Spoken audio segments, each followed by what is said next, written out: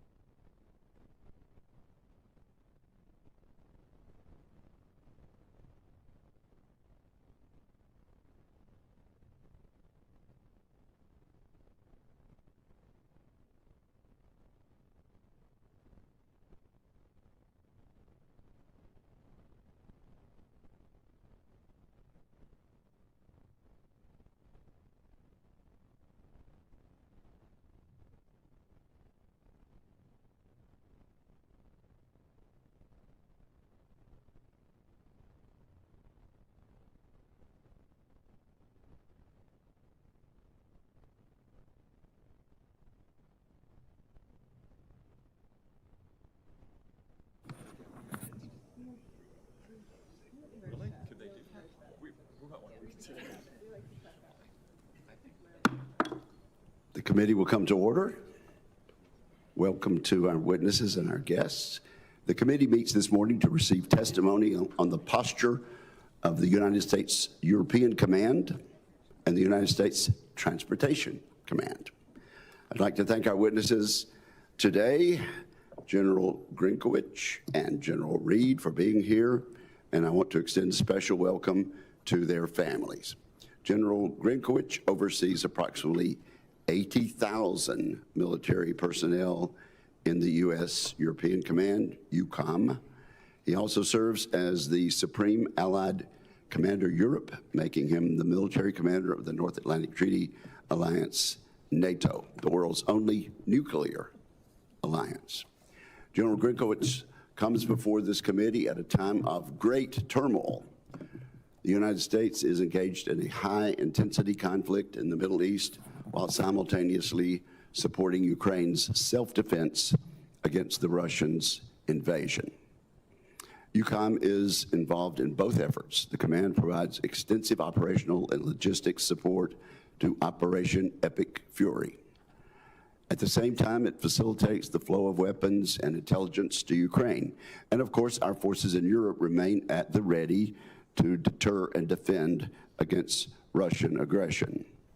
Our European allies provide access, basing, and overflight rights to our forces. This creates enormous military advantages for the United States. Our presence in Europe enables us to project power into adjacent theaters, most obviously into the Middle East, but also to Africa and now the Arctic. Our European allies are rightly increasing their defense spending, but we must recognize that they are sharing the political and military risk of war too, and that is every bit as important to U.S. interest. So this is a welcome development. Defending against armed aggression from Russia remains the most compelling rationale for the NATO alliance. Russia is led by Vladimir Putin, a war criminal and ruthless murderer and dictator. He possesses the world's largest and most diverse nuclear arsenal, and he always cheats on his arms control commitments. In Putin's twisted view of the world, Russia is the victim of historical injustices. He has proven willing to take on extreme risks to redress these perceived historical injustices against Russia, most notably by launching a full-scale invasion of Ukraine, and entirely a war of choice. Some have proposed a precipitate reduction in U.S. forces deployed in Europe. Such an action, which some have entitled NATO 3.0, would have us take an unnecessary vulnerability on at a precarious moment. Putin could easily interpret that action as weakness rather than resolve. During the Cold War, we shared the burden of conventional defense in Europe precisely because it was in America's interest to do so. This remains the case today. Europe has heeded President Trump's call to step up on defense spending. We now need to ensure that political will is turned into hard combat capability as soon as possible.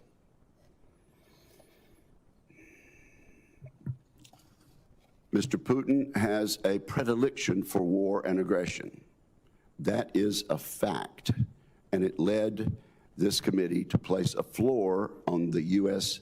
military's force posture in Europe, particularly the Army Ground Maneuver Forces.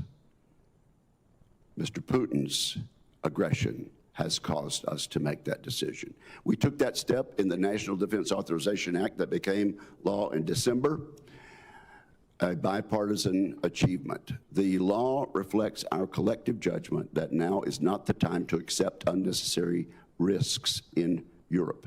The best way to reduce the need for defense in Europe is to degrade the threat posed by Russia's military. Ukraine is doing exactly that. Its success in defending against Russia reflects Ukraine's resolve and ability to innovate during wartime. We should support these efforts. We should immediately begin a crash program to take advantage of new production lines here in America, building new low-cost weapons to help the Ukrainians defend themselves. This includes low-cost cruise missiles, which we can build thousands of every year, and includes new, more easily producible air defense interceptors. While General Grinkovich is focused on the European theater, General Reid supports the global joint force. TRANSCOM's expertise and precision allows the joint force to extend its reach far beyond the safety of friendly confines, whether supporting Operation Midnight Hammer, Operation Absolute Resolve, or the hundreds of regular refueling and sea lift missions required by other combatant commands. When most Americans think of the military, they imagine airplanes, warships, and big guns. Correctly, I might add. What they do not see is the system that moves all these pieces around the globe. A worldwide network of American logistics assets keeps our far-flung bases ready for action. We are the world's best military, in part because TRANSCOM runs this complex system. China and Russia know this. These adversaries are not simply modernizing their armed forces, they are intentionally targeting our global logistics network to prevent us from operating around the world. Congress recognizes this danger. The fiscal year 2026 National Defense Authorization Act, again, which was passed on a bipartisan basis and signed by the President of the United States last December, elevated contested logistics management to a senior leader responsibility. We charge the Deputy Secretary of Defense, Vice Chief of the Joint Staff, and the Commander of TRANSCOM to work together to integrate contested logistics across the joint force. This statutory direction makes explicit what the battlefield has already proven. Congested logistics is not owned by any single command or service. As I've outlined, these witnesses come before the committee at an important moment for American national security. I thank them for appearing today. I look forward to our conversation. With that, I turn to my colleague, Ranking Member Reid. Well, thank you very much, Mr. Chairman, and welcome General Grinkovich and General Reid. Thank you for appearing today. Thank you for your service to the nation, and to those who you command, our warmest thanks and appreciation.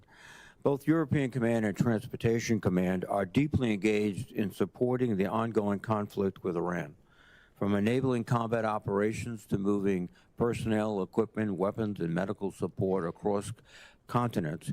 EUCOM and TRANSCOM are playing critical roles in sustaining the United States military effort. This conflict is a reminder that modern warfare requires the full integration of every element of American military power, from operational forces, logistical networks, allied basing access, and the strategic mobility that connects them all.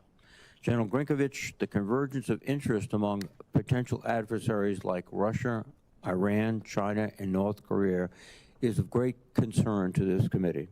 There is a recent development that deserves scrutiny. Media outlets report last week that Russia has been providing Iran with the locations of U.S. military personnel and assets for targeting in the Middle East. I'm deeply concerned about this development, especially because the White House has sought to downplay it, and Secretary of Defense has said that he is, quote, not concerned. If this reporting is true, it must be addressed with resolute and vocal condemnation by America's leaders. Our service members deserve nothing less. For more than 3 years, EUCOM has been the backbone of the international effort to support Ukraine in the war of survival against Russia. EUCOM has enabled the Ukrainians to defeat the Russians and defend their sovereignty, while sending an unmistakable message to America's adversaries about the strength of the NATO alliance and the resolve of the United States and its partners. The operational picture today remains difficult. Neither side has been able to secure a decisive advantage on the battlefield, but Ukrainian forces continue to battle bravely, and the Ukrainian people remain steadfast in their resolve. At the same time, the broader strategic context in Europe is evolving. The Trump administration's new national defense strategy outlines a significant shift in how the United States views its role in the European AOR. The administration has argued for a significant reduction in American military engagement in Europe and for European allies to assume a much larger share of NATO's conventional defense responsibilities. Strengthening Europe's own defense capabilities is an important and necessary goal, which, it should be noted, our European partners are already making impressive strides. But any significant shifts in the capabilities or capacity of the United States will offer to the NATO alliance must be carefully assessed and closely coordinated with our allies. Anything less than close coordination could create unnecessary gaps and increase risks during a period of significant geopolitical tension. I worry that the administration is singularly focused on the speed of transition and not the strategic implications of getting it wrong. General Grinkovich, I would ask for your perspective on this. Is it your expectation that Europe could assume the majority of NATO's conventional defense burden by the end of this decade? And what risks do you foresee in accelerating such a transition before our allies may be fully constituted to do that? General Reid, TRANSCOM is vital to the ongoing operations in Iran. The success of any military campaign ultimately depends on the ability to move forces, equipment, and supplies across the globe at speed and scale. From strategic airlift and sea lift to aerial refueling and the movement of munitions between theaters, your command is the logistical network that allows the United States military to operate worldwide.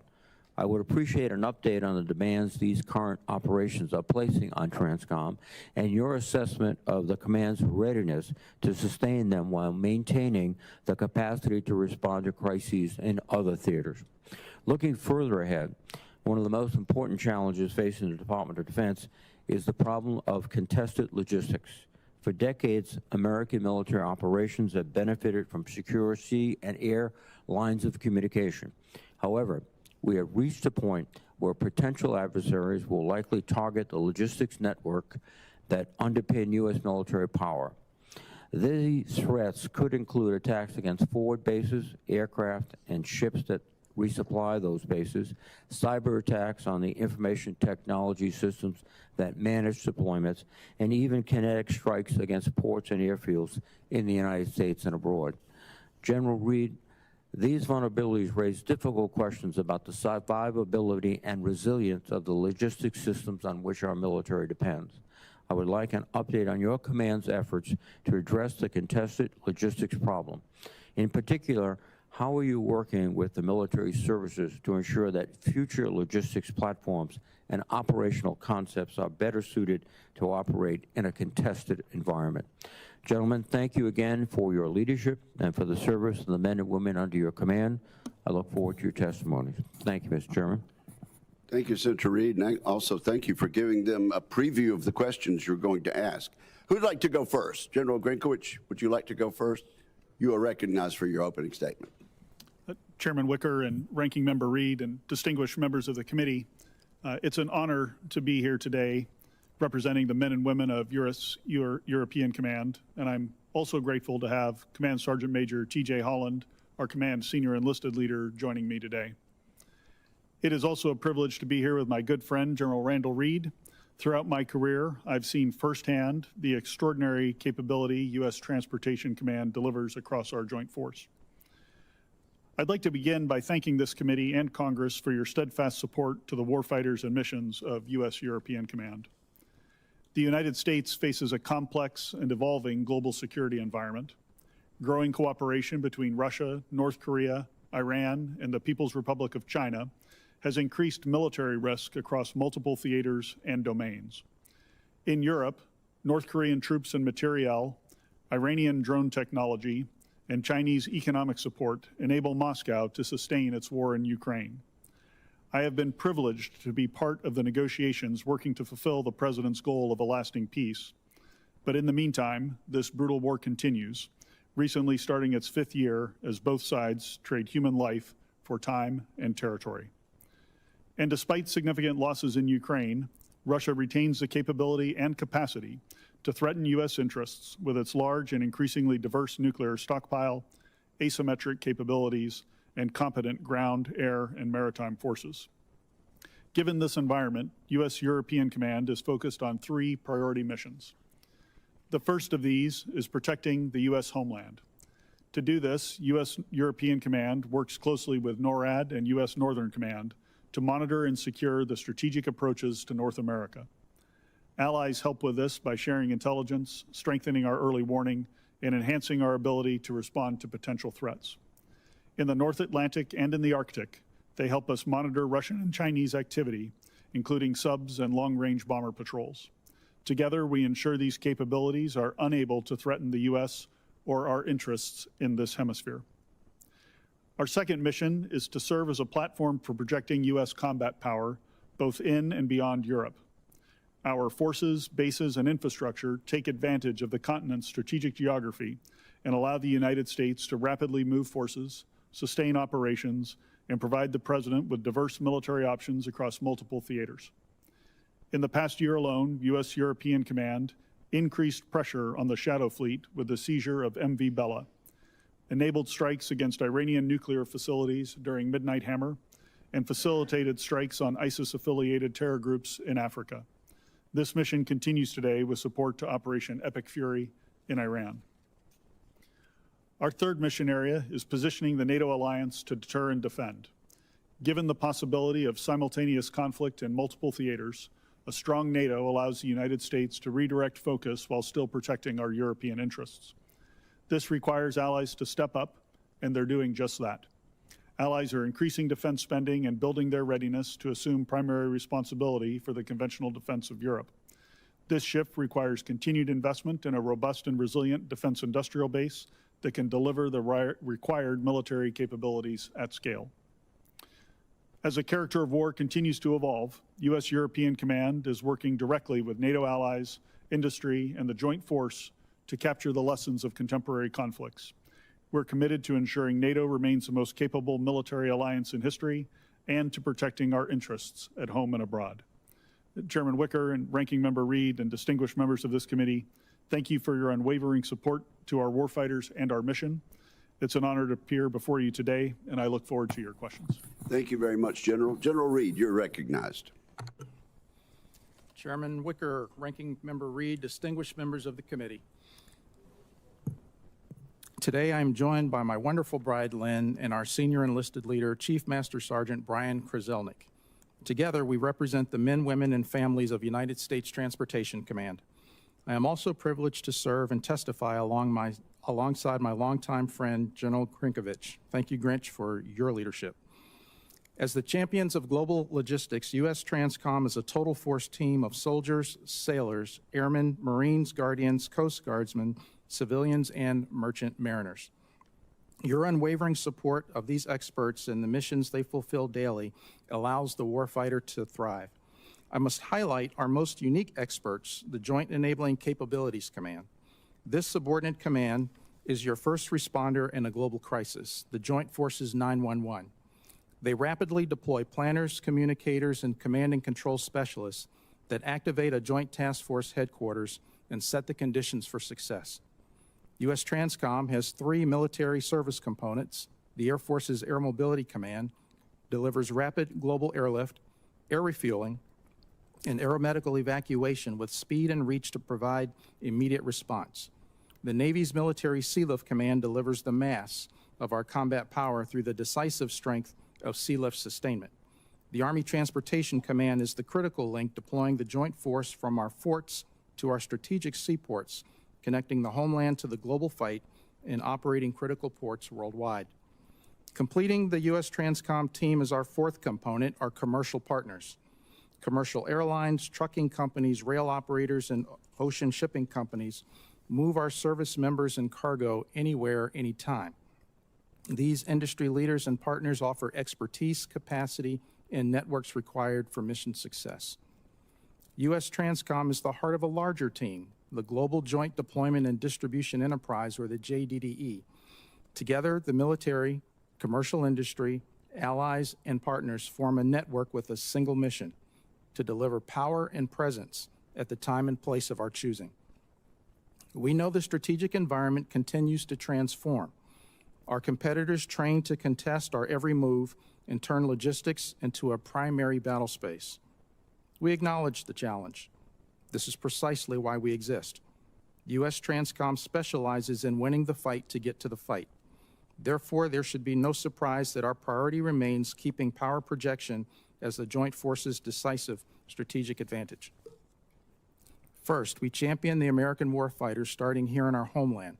The journey to the fight begins not on the battlefield, but on the nation's highways, railways, and commercial seaports.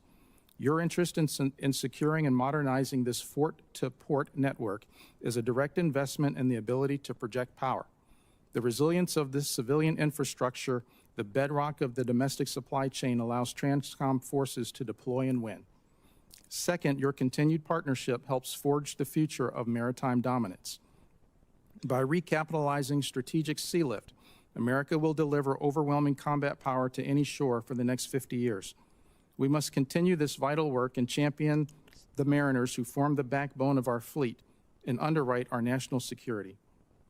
We support the maritime policies including Maritime Security Program, Tanker Security Program, Cable Security Program, the Jones Act, and cargo preference laws.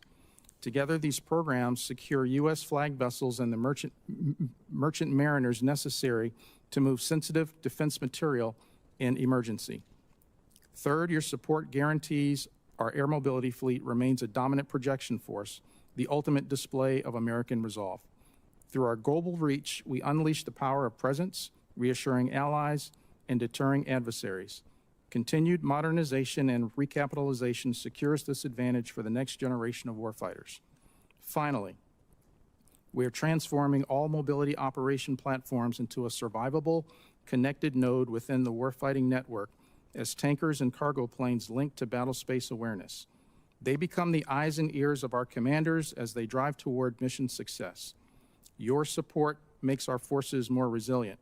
We are grateful for Air Fleet investments because connectivity creates survivability.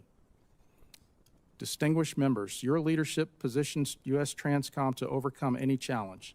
Together, we send the message that America's logistic outreach is unmatched, our resolve is unbreakable, we are ready, united, and decisive, and that together we will always deliver.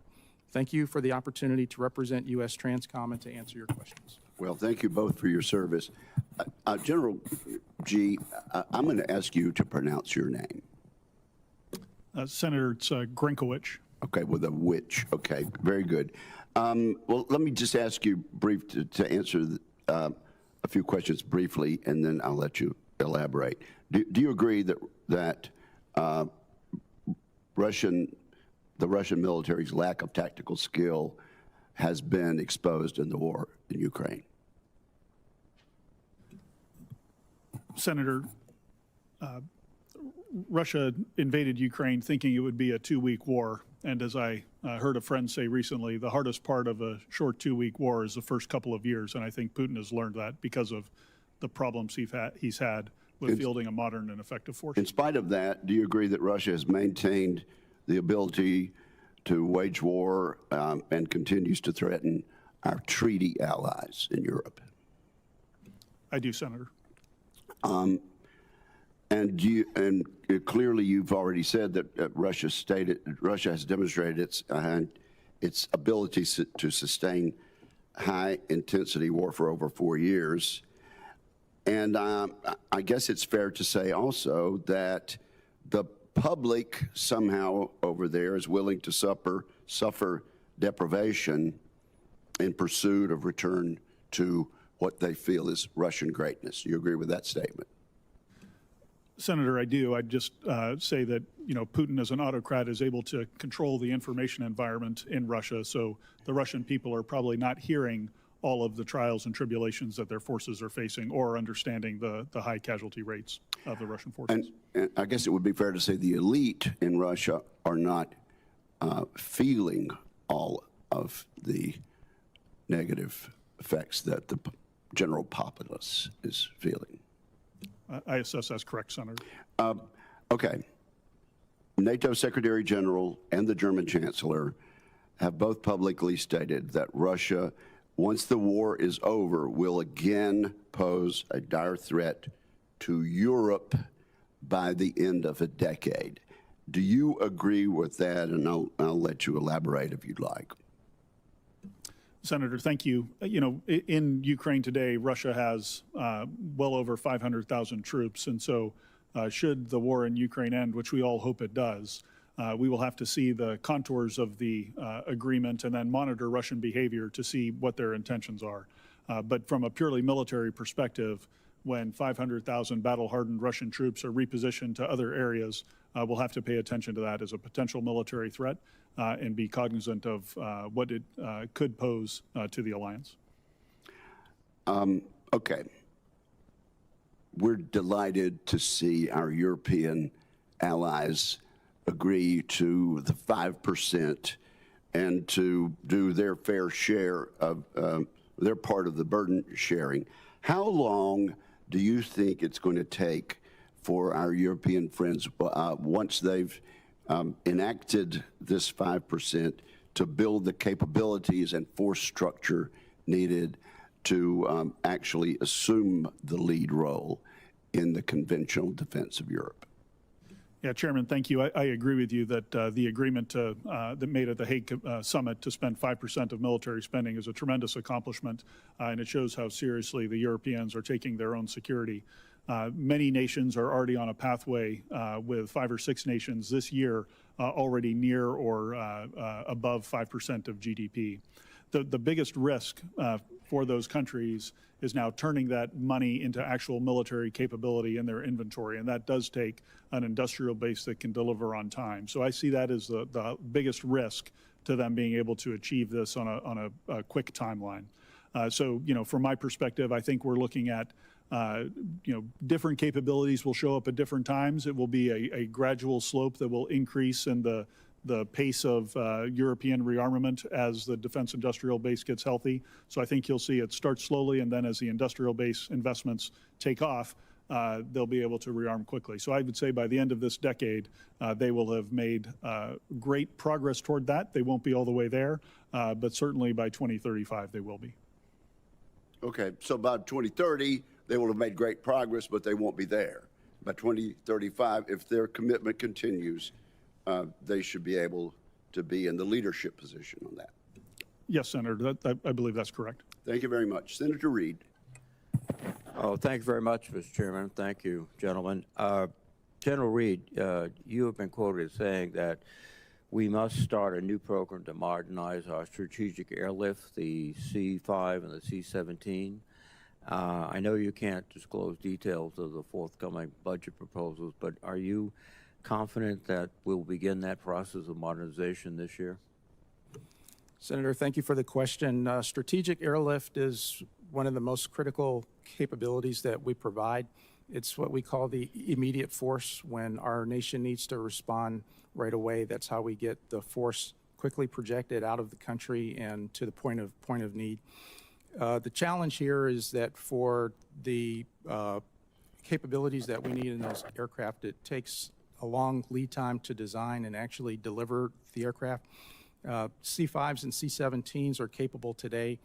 Thank you for the investment for the upkeep, but the time has passed now to start on the development of the next platform.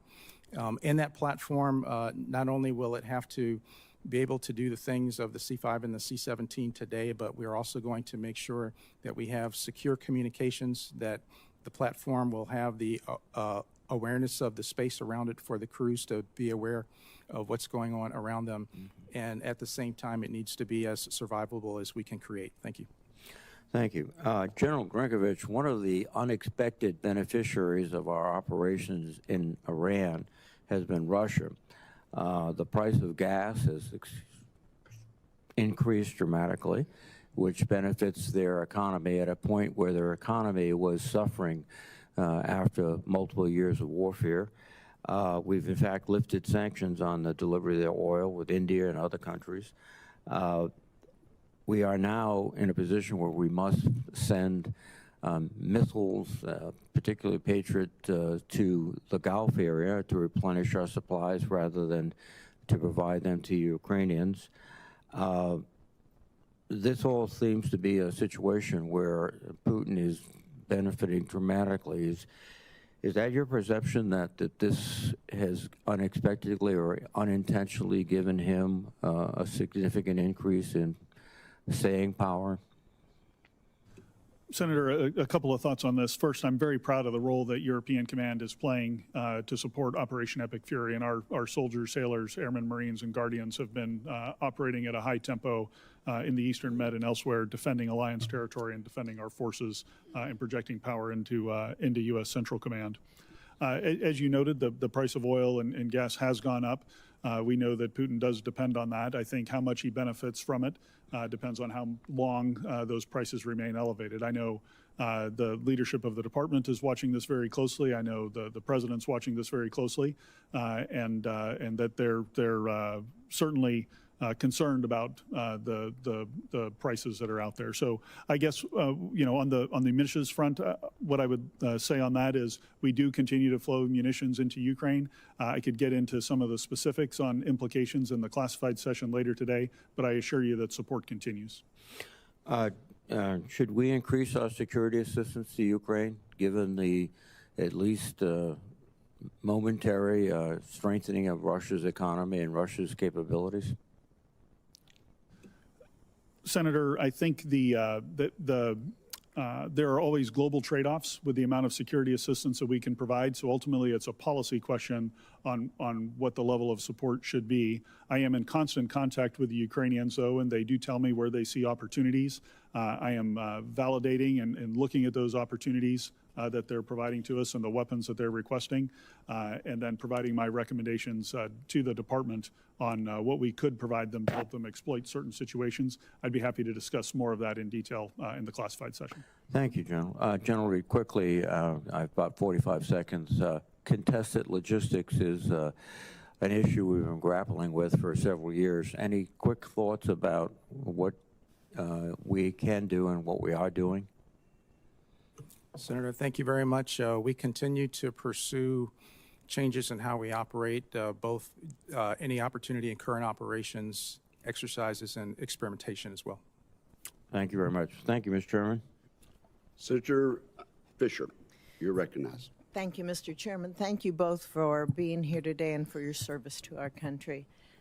General Reid, how is TRANSCOM preparing to perform strategic lift in a contested environment? That presents unique challenges, correct? Yes, Senator, thank you. The strategic challenge, as we see it, begins here at home. We're finding that the adversaries are aligning and they are trying to contest us in every domain possible. That also begins in the cyber realm. Some of the ways that we're making sure that we harden ourselves there is through increased cyber hygiene. We also get great assistance from U.S. Cybercom as well and law enforcement. That extends not only within the department, but since a significant portion of what we're able to do is in the commercial realm, we're also able to extend assistance to them as well. When it comes to being able to project the force and to project power.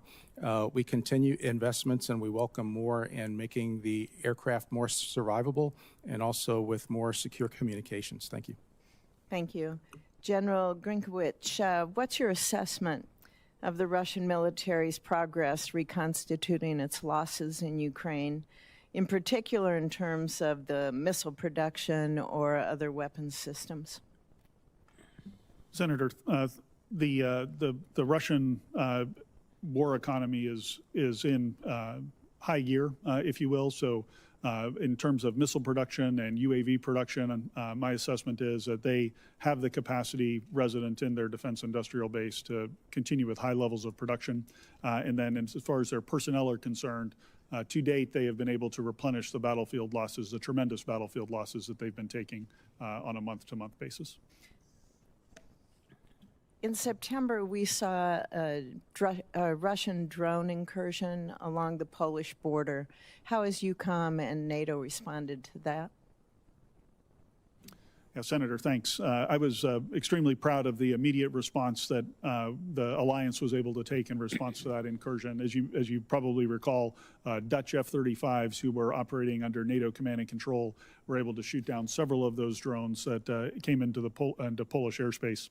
Since then, the alliance has established Eastern Sentry, a vigilance activity that stitches together a number of disparate air and missile defense capabilities across the eastern flank of the alliance to thicken the lines for defense.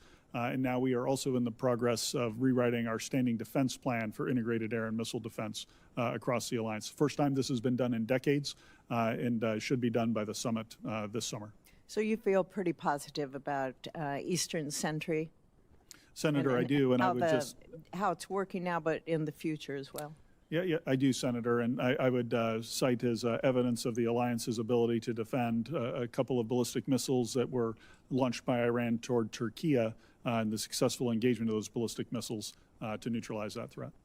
General, can you tell us in this setting what your views are and what you anticipate seeing in the future in cooperation between Russia and China? Yeah, Senator, I can talk a little bit about it here and, of course, elaborate in the classified session. But, you know, what we see is two primary means of support that the Chinese provide to the Russians. One is assisting them with evading sanctions and thereby helping their economy. And then the second is dual-use equipment that comes out of the Chinese industrial base and flows into Russia. You might think of this as, you know, different chips and different antennas that are then used on weapons of war that the Russians produce in their industrial base. So that certainly is concerning to us. You know, if I look into the future, I would accept that type of relationship to continue when their interests align, and for Russia to be willing to support China in the opposite direction if China finds itself in need of assistance. General Reid, I appreciated the conversation that we had concerning our tanker fleet. How are you working with the Air Force to communicate your needs to meet your requirements? Thank you. We enjoy great support from the service. We continue to ask them to support us with spare parts, weapon system sustainment, and to keep the training pipeline strong. In addition to that, they are assisting us with survivability of the aircraft as well. Thank you. Thank you, Mr. Chair. Thank you, Senator Fisher. We have Senator Gillibrand and then Senator Ernst. General Grinkovich, we have seen horrific reports of a U.S. missile hitting a girls' school in Iran. I recognize you are at CENTCOM, and this is not your AOR, but can you speak to the process that you at least have at EUCOM for developing targets, what type of protections you have? Based on what I've heard from reporting, the data that was looked at was a decade old, that any person who can get satellite access to Google Maps today can see that this was a school. New York Times had no problem getting that data and information for a report today. What do you intend to do at EUCOM to make sure your targeting is consistent with American values? Yeah, Senator, thanks. You know, over the course of my career, I've, as a fighter pilot, I've always done everything I can to avoid civilian harm and civilian casualties. And I would tell you, I'm absolutely committed to that. I know the department is committed to that. And that when tragedies like this happen, it causes us all to reflect and try to improve our processes. I've been involved in the targeting process, both at the tactical and the operational levels throughout my career. And I would tell you, we do have a number of safeguards in the system. You know, every single time that at the tactical level I was going to release a weapon on a target, I was personally making an assessment as to whether there was any chance of civilian harm.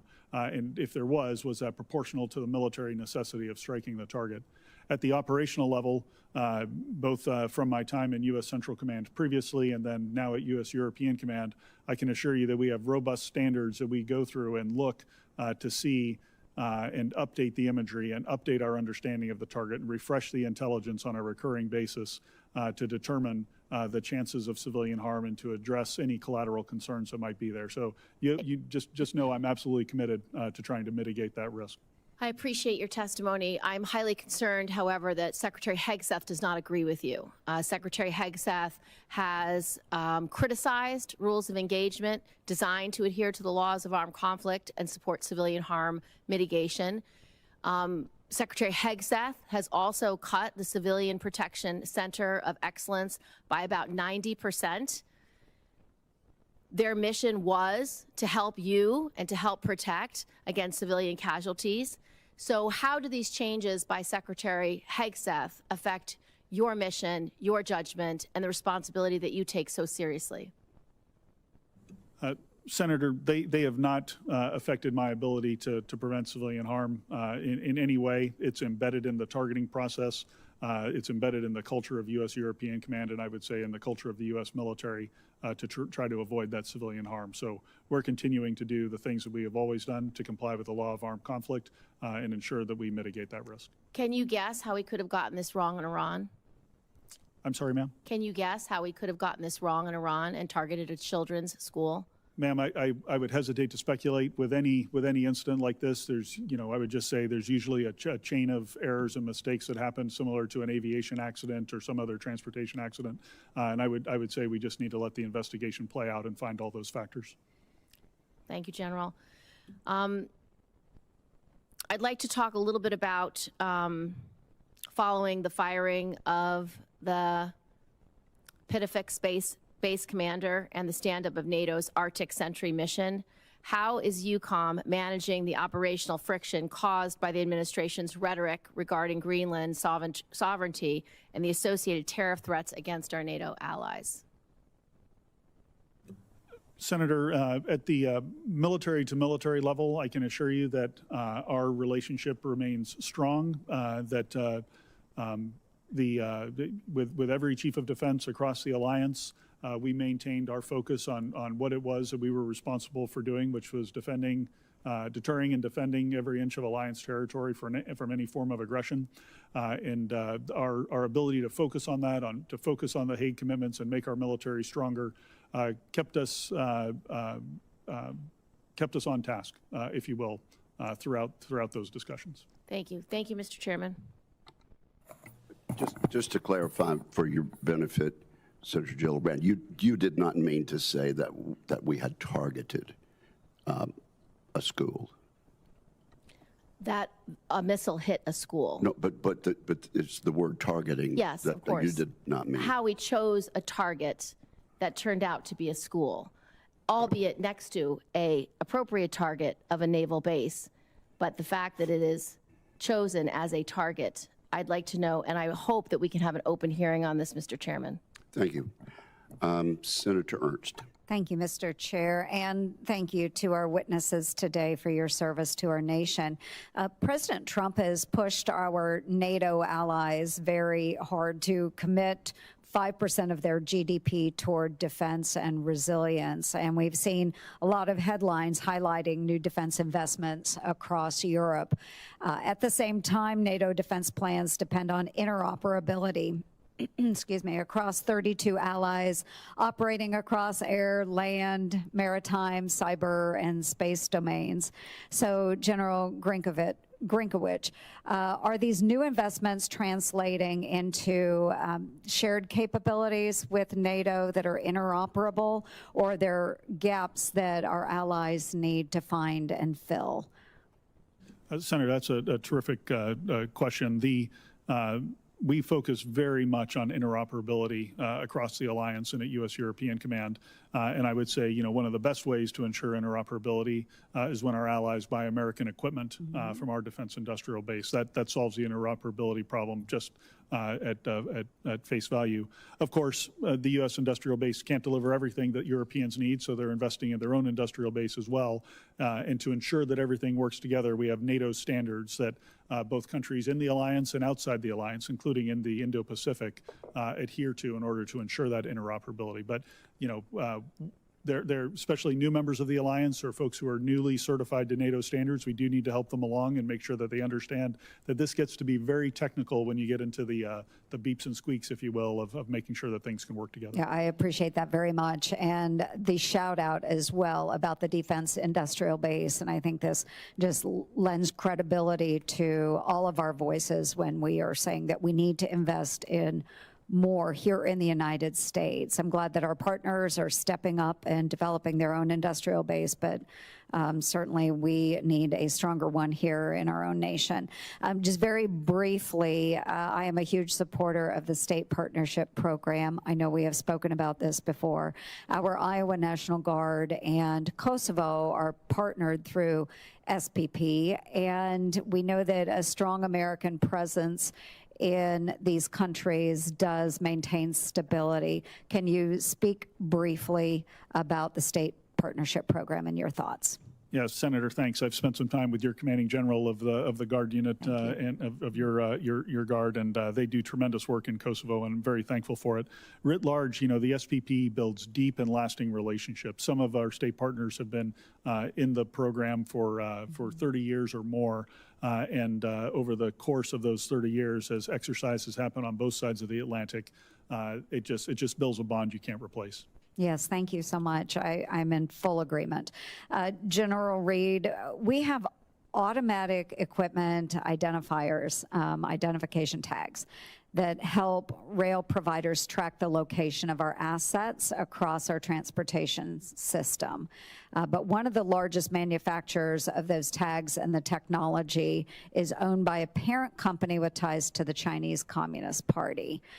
Currently, TRANSCOM uses our rail system to move heavy assets like tanks from Fort Stewart or, you name it, or other armored vehicles throughout the U.S. So my concern is that the CCP could utilize these tracking technologies to monitor our military movements, which is a major security risk during a buildup or a surge. So would you agree with that vulnerability? Do you think we are giving the Chinese access into a window of our military movements and engagements? And what can we do about that?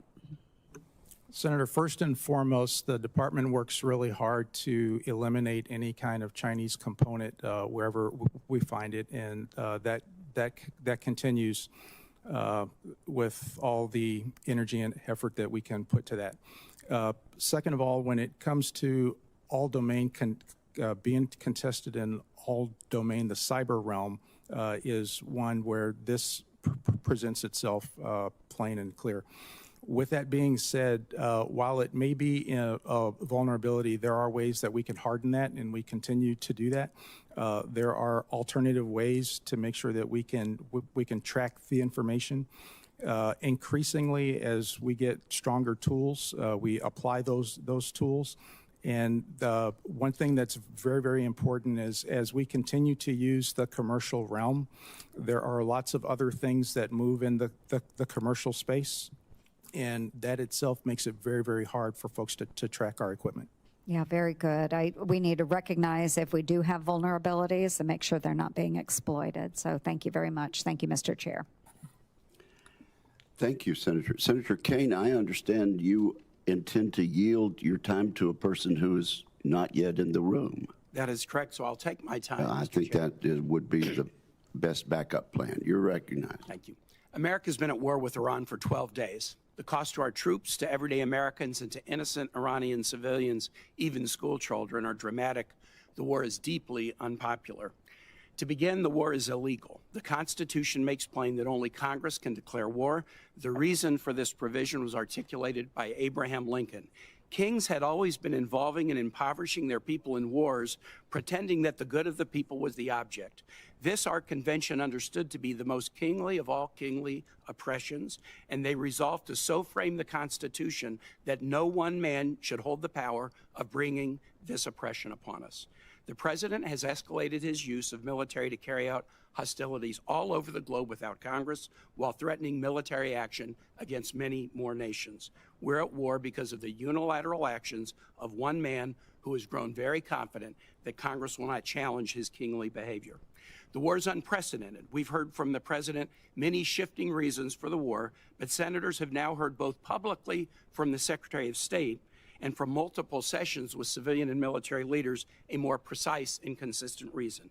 The President sent our sons and daughters, spouses, parents into war because another nation was determined to invade Iran, and if that occurred, Iran would likely target U.S. troops for retaliation.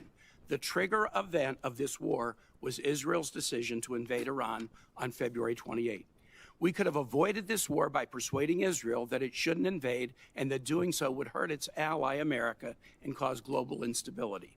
There's no evidence that we tried to do that. Or we could have focused on protecting our own troops from retaliation following an Israeli invasion.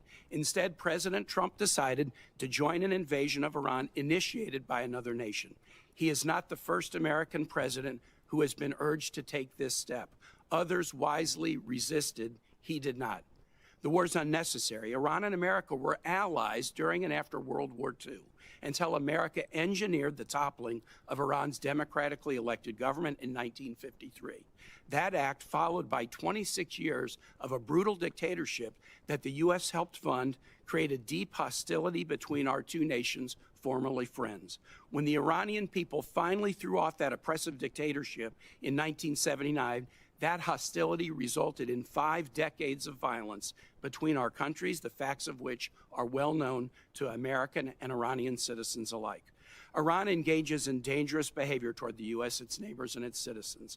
But does that danger, more than 6,000 miles from our shores, warrant the sacrifice of our troops, the killing of innocent civilians, and the expense of billions of taxpayer dollars? If more war between Iran and the United States were the answer, we would have found it sometime in the last 73 years. We had a diplomatic off-ramp to decades of hostility in the Iranian nuclear deal that the U.S. and Iran, together with our European allies plus China and Russia, negotiated in 2015. President Trump's decision to abandon that deal, even though it was working and even though many of his closest advisors told him to maintain it, ushered in a sharp spike of Iranian aggression. American troops are dying because this nation's political leadership tragically abandoned diplomacy. We owe our troops better than this. They serve with such skill and bravery. But as our experiences in Vietnam and Iraq have shown, the bravest patriotic service cannot overcome poor civilian decision-making, whether by a president grown too fond of war or a Congress unwilling to provide a check against such behavior. Virginians feel this deeply. One of the first casualties of the war, Chief Warrant Officer Robert Marzon, lived in Spotsylvania County. Hundreds of Virginians are now deployed with the Ford Carrier Strike Group. More have received orders that they'll deploy with the Bush Carrier Strike Group. Their families ask me, have we learned nothing from 25 years of war in the Middle East? More than 14,000 American troops and contractors dead, more than 65,000 injured, more than $8 trillion spent that could have gone to our education, our healthcare, or economic development. Have we learned nothing? Like all in this room, I pray that this war ends soon. Virginians have suffered this year as a sputtering economy burdened by tariffs and chaos produces higher prices, fewer jobs, and slower growth. Gas has gone up 60 cents a gallon in the last 11 days, costing Virginians nearly $5 million a day just in increased fuel costs. We need a president who will honor his promises to avoid foreign wars of choice and strengthen the economy here at home. And we need a Congress who will not stand silent as these promises are broken. I yield back. Senator Scott, you are recognized. Thank you, Chairman. First, I want to thank our troops. I had the opportunity to serve in the Navy at the tail end of Vietnam. Fortunately, didn't have to go to Vietnam, but anybody that puts on the uniform, you have to admire them because they're making the decision to put their life on the line for our freedom. We have a lot of troops at risk right now. I pray for their safety. Unfortunately, we've lost 7 members, 1 in Florida, Cody Cork. I know we have 140 or so injured. I hope they have a full recovery, but the most important thing I think we can all say is we admire what the military has done. We respect what the military has done. We support what the military is doing, and we hope they all come back safely.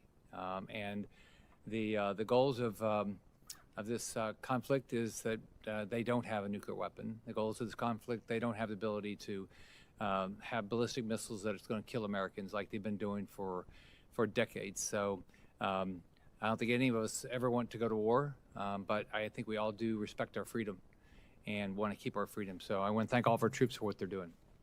Thank you both for being here. And thank you for your hard work. One of the things I appreciate about this president is he sees the value in putting America first and working with our friends across Europe, Asia, and around the world to ensure peace through strength.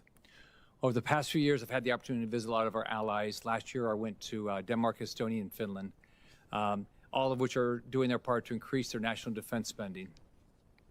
They all had some great things to say about President Trump's efforts in the defense space and as a partner. But a number of allies have been frustrated with being told as a matter of policy that they can't buy U.S. weapons, and the White House and the Secretary I know have had to deal with that. Nevertheless, the problem I want to focus on today is that they're also frustrated with the foreign military sales program. Frankly, I understand why. They're facing a defense industry that too often fails to deliver ships and aircraft. I think you've talked about that a little bit. Our manufacturers are not getting things done on time or on budget, or people in the Department of War saying they can't have the weapons that they want. It's forcing them to turn to other countries because they need the weapons now. They're doing exactly what we've asked. They're stepping up their defense spending, but there's not enough American weapons to buy. They want our weapons because they know they're the best weapons in the world. They want to train with us. They don't want to buy other systems, and I know you're working on interoperability, but they want to buy American weapons. What's unfortunate is the President and Secretary have made clear why it's good for our allies to buy American-made ships, aircraft, and weapons. It creates good-paying jobs in America, allows our allies to fight their own fights and do it with the best weaponry in the world. And when I've gone over, I've said the most important thing is you've got to defend yourself. We'll be a partner, but we're not going to be your first line of defense. And General Grinkovich, is it good for our allies to buy American-made planes, ships, and weapons and to train with us? And how does this impact our relationship with our allies, and does it make all our military a better fighting force?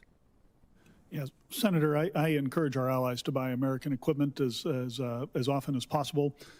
We do make the best equipment in the world. It's the highest end kit in so many different areas, and it does enhance interoperability when they do so. Fortunately, there is action that's being taken here with the America First arms export strategy that the department is working on at the direction of the president, which will move several things out of the very frustrating FMS process that you described, rightly so. I've heard that from allies time and time again, in moving things into direct commercial sales, which will speed the pace at which they can acquire. And then I'd also say that the work that Secretary Feinberg, our deputy, is doing to supercharge the defense industrial base is going to have a big payoff here and help allies get equipment quicker than they would without those actions. General, when General Cavalli testified before Congress, he told us the current force posture was 5 brigade combat teams and 2 division headquarters. He said it was his advice to maintain that force posture. Is that the force posture the same today? Senator, we have one infantry brigade combat team returned home at the end of last year, so that's the only adjustment that's been made. Okay. Well, first off, I just want to finish by thanking you for what you're doing. I pray all of our troops come home safely. Thank you. Thank you, Senator Scott. Senator Kelly.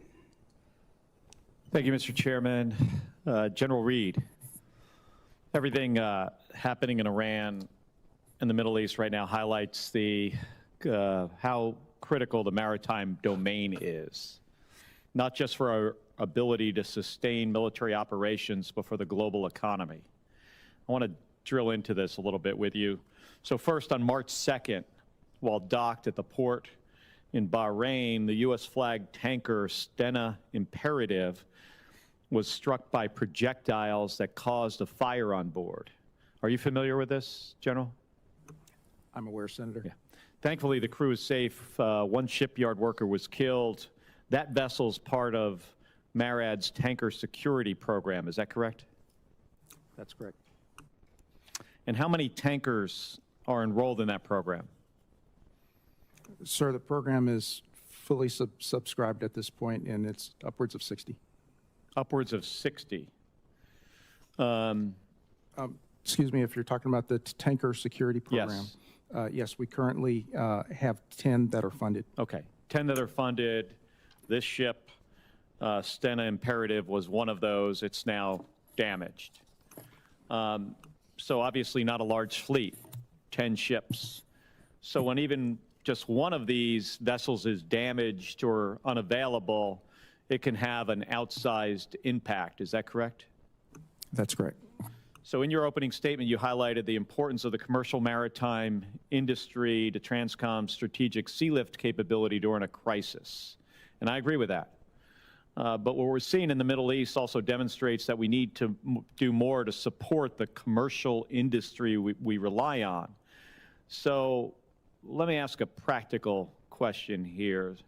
So since TRANSCOM relies on commercial vessels that require insurance, what happens when no one is willing to insure ships that are operating in a conflict zone? Senator, thanks to the emergency program of the Tanker Security Program, the value of that for U.S. Transportation Command is the fact that we have assured access to those ships. Those ships are committing to serve with us and to partner with us, and we have the ability to employ them in a maneuver scheme in conjunction with the theater commanders. Part of that also drives us to plan with the theaters to make sure that we have force protection with them as well, but to meet the need. We fully understand. Can you explain, General, can you explain the tender security program that you just mentioned? I mean, is this the reinsurance that the President mentioned the other day? Sir, the Tanker Security Program is our U.S. flagships. No. I thought you said something else. So my concern is with the insurance, right? Can these ships in the Tanker Security Program, the 10 ships, which really 9 are available right now, are they without the required insurance because they're in a conflict zone? How does that affect their ability to be used to our benefit? There is a provision for war risk insurance. That program, by and large, is run by the Maritime Administration within the Department of Transportation. U.S. TRANSCOM works with them in conjunction. If that is required, there is a conversation and cooperation that exists between the two of us, and we can recommend the requirement for that, at which time the carriers have the opportunity to apply for the insurance.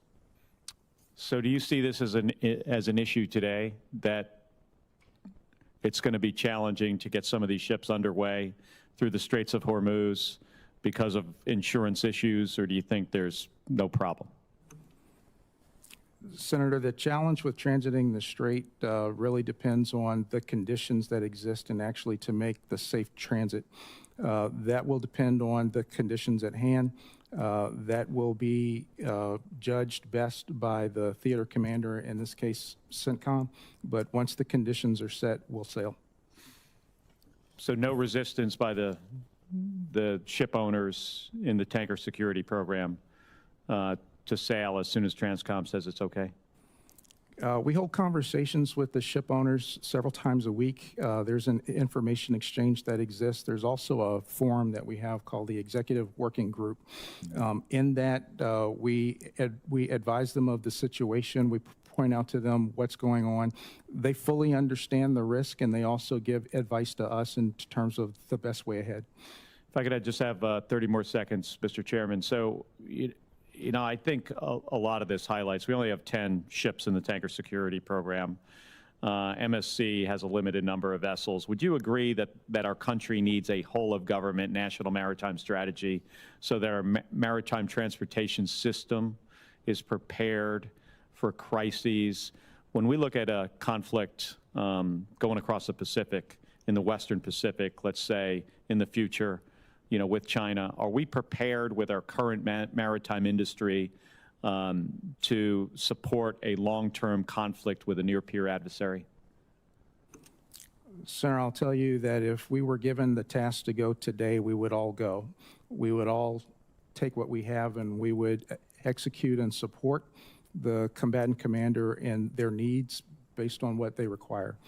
I will tell you that there is a lot of work to be done to strengthen the health of the fleet, to strengthen the health of the workforce.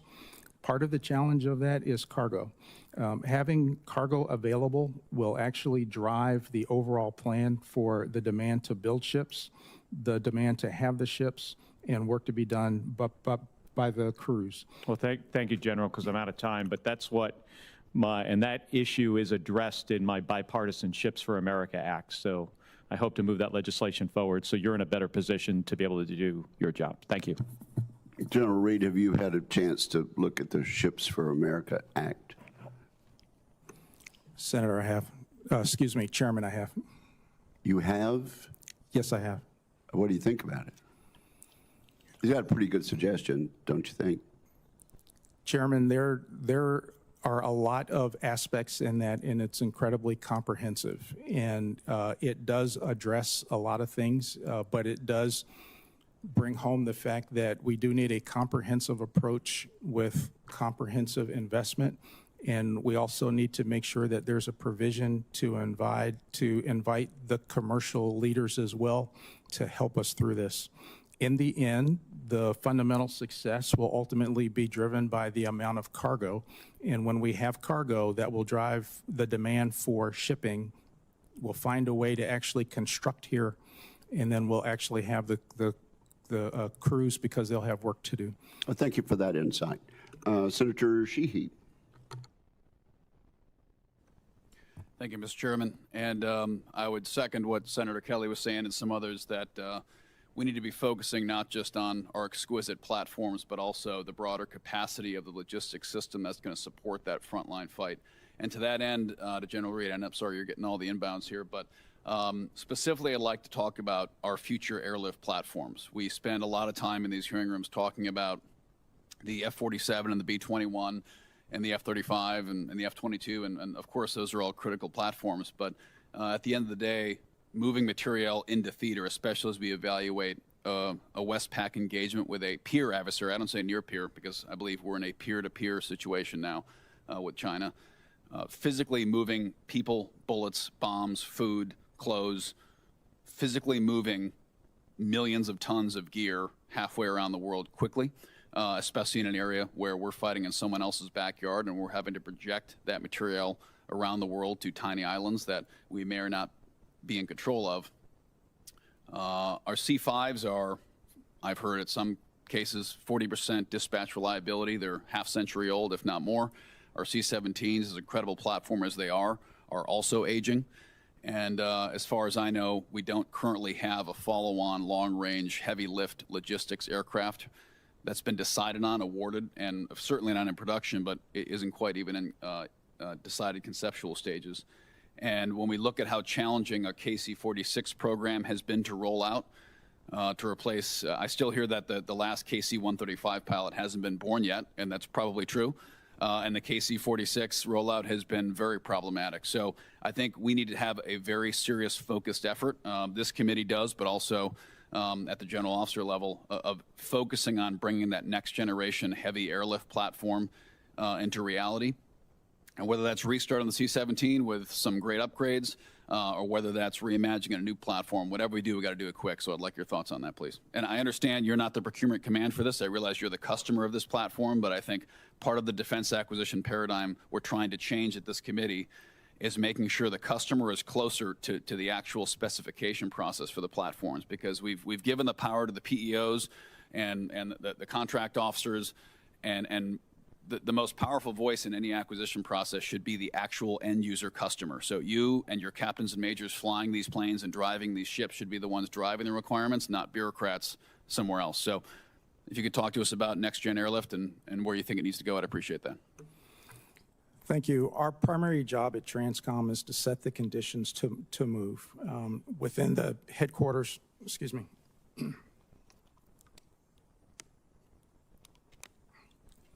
We frequently start with the idea we need to set the globe to set the theater. What that means is we have aircraft that are operating around the world each day along with sea lift, but when a crisis arises, there's the need to make the shift. Once we do that, every aircraft that we have available that already originates in the region, we employ them directly. All the aircraft that we have here in the United States, we generate that, and then we build the network to connect the two. Our C-17s and our C-5s are the most capable things in the world right now to make that bridge to get the force out of the United States. That's incredibly key because greater than 85% of the joint force still resides here. And so when they're needed abroad, those are the aircraft that we use to start that move. The challenge that we have predominantly with our competitor is that they are actively developing weapon systems to threaten our aircraft. And so not only do we need new aircraft to get us into the future, we also need the aircraft that are more survivable. So in dealing with the Air Force, we are working with them on the requirements to meet that, but also to track the development of the threats as they emerge from our competitors. One, I'd also encourage us to explore all alternatives, expanding and having a wider guarantee for our contract-operated cargo carriers. Not best for contested environments, but at least they can get tonnage forward. And then exploring things like amphibious aircraft or even submarines that can provide logistical support. Subs have typically been reserved for exquisite tactical missions, as they should. But when we're going to be operating in a Westpac, first, second island chain contested environment, literally moving logistics under the water where we still have dominance. So thanks for your time today. I yield back, sir. Thank you, Senator Sheehy. We have Senator King and then Senator Hirono. Thank you, Mr. Chairman. There's been a lot of confusion about the war and the effects, the causes, why we did it, why we didn't, what our strategy is. But one thing has emerged just in the last few days. There is a clear winner in this war. The clear winner is Vladimir Putin and Russia. Estimates released a few hours ago are that Russia has reaped $6 billion of benefit from this war since it began just 2 weeks ago. It's about $400 million a day from the increase in oil prices and the easing of sanctions, which is somewhat puzzling to me. So I just think the record should show that the real winner so far is Vladimir Putin, to the tune of $6 billion in 2 weeks. General Reid, can you give me a percentage, if we had a serious need for transport, what percentage of the transport on the sea and in the air would be commercial carriers who are under contract to TRANSCOM? Senator, day to day in competition, about 40% of what we fly around the skies is commercial. When we transition to crisis or conflict, we make a conscious decision on where we actually employ the commercial aircraft. Even as we're supporting operations in CENTCOM today, the commercial airlines are supporting us in high volume in places outside the theater. So in a conflict situation, that 40% would go up, I presume. If it's required, yes. In the case of sea lift, once the ready reserve force makes the initial surge, commercial really plays in for sustainment, and greater than 90% of all the sustainment is done by the commercial fleet. Okay, that's what worries me. You have controlled, and I'm sure pay great attention to cyber possibilities. But we're talking about hundreds, if not thousands, of commercial carriers who may or may not be as secure in terms of cyber as you are. My question is, what steps do we take to ensure that this, you said 90% on the ships, 40, 50, 60% in the air are commercial carriers, to ensure that they are protected from a cyber attack? Because if we're in a serious conflict with a significant adversary, the first thing that's going to happen is a major cyber attack to attempt to blind us and disable our transportation system. Do you red team, for example, the commercial carriers to determine the extent of their cyber vulnerability? Senator, we do, and there's a lot of cooperation in that realm. We operate mainly through two different channels. So within the Department of War, when we organize and plan, that is done on secure systems, and we have a lot of help to make sure that we can protect ourselves. I understand that. What I'm worried about is Delta Airlines security if they're called upon to be transporting troops, and the extent to which they can be penetrated, their systems, not yours, but theirs. Yes, Senator. Once that planning is complete, we do have some secure channels with the commercial transportation providers. And also we red team and we cooperate and provide help with them for cyber hygiene. Among some of the sources are Cybercom, National Security Agency, as well as the Department of War Cyber Crime Center. I would urge you to step up those efforts, because this is where the first wave of the attack is going to come. General Grinkovich, to what extent are the Russians, and there's been some discussion about this, probing in Eastern Europe and doing asymmetric warfare in the Baltics, for example, in Poland, disinformation, cyber attacks, even drone incursions? What are the Russians up to? Are they building troops up along their western border? Yes, Senator, right now we see a fairly robust amount of what we call Russian hybrid activities or asymmetric activities. And you mentioned some of those, whether it's information operations or sabotage and those types of things. There have been several incidences in the Baltics and in Poland in particular over the last several months since I've been in command. As far as conventional troop buildups, most of the Russian ground forces are focused on Ukraine, so we do not see significant Russian buildups right now. But I know that there are concerns that those could be coming at some point in the future, particularly once Russia is able to reconstitute its forces. And if President Zelensky was here, what would be the one thing he would tell us that he needed right now? I suspect you hear that fairly regularly. Yes, sir. He would ask for air defense capability based on the Russian attacks on his heating and electrical infrastructure. And a great deal of our air defense capability is now tied up in the Gulf region. Is that correct? Senator, yeah, we do have a robust set of air defense capabilities in the Middle East, and I've used some of our EUCOM air defense capabilities to defend some of our NATO allies as well. In the Middle East? Near the Middle East, if you will, in the Eastern Mediterranean. Okay, so air defense capabilities have been moved toward the Middle East as a result of this conflict. That's correct. Yes, sir. Thank you. Absolutely. Thank you, Mr. Chairman. Senator Cotton. Thank you, gentlemen. Thank you for your appearance today, and more importantly, for your service. General Grinkovich, it's well known that Iran has supplied Russia with hundreds, maybe thousands of one-way attack drones since the start of the Ukraine conflict. I assume you agree that passing on the counter-drone warfare lessons that Ukraine and EUCOM has learned from that fight to the forces in the Middle East today and also to the Pacific is a top priority, right? Absolutely, Senator, and we are doing that and deploying capabilities into the Middle East for those purposes. Could you use some additional funds to ensure that we have all the right people and processes to capture all those lessons and implement them? Senator, more funds for things like that is always welcome. I agree, and I look forward to working with the committee to consider the funding for the NDAA or a potential supplemental down the road. I know that the experience that Ukraine has had and that EUCOM's had in that fight has saved lives in the Middle East today. General, can you tell us a little bit about what's going on the southern flank of EUCOM in Cyprus right now? Yeah, Senator, down in the, we have a fair amount of activity in the Eastern Mediterranean. Our destroyers are out in the Eastern Mediterranean defending our allies and defending our U.S. forces in that region.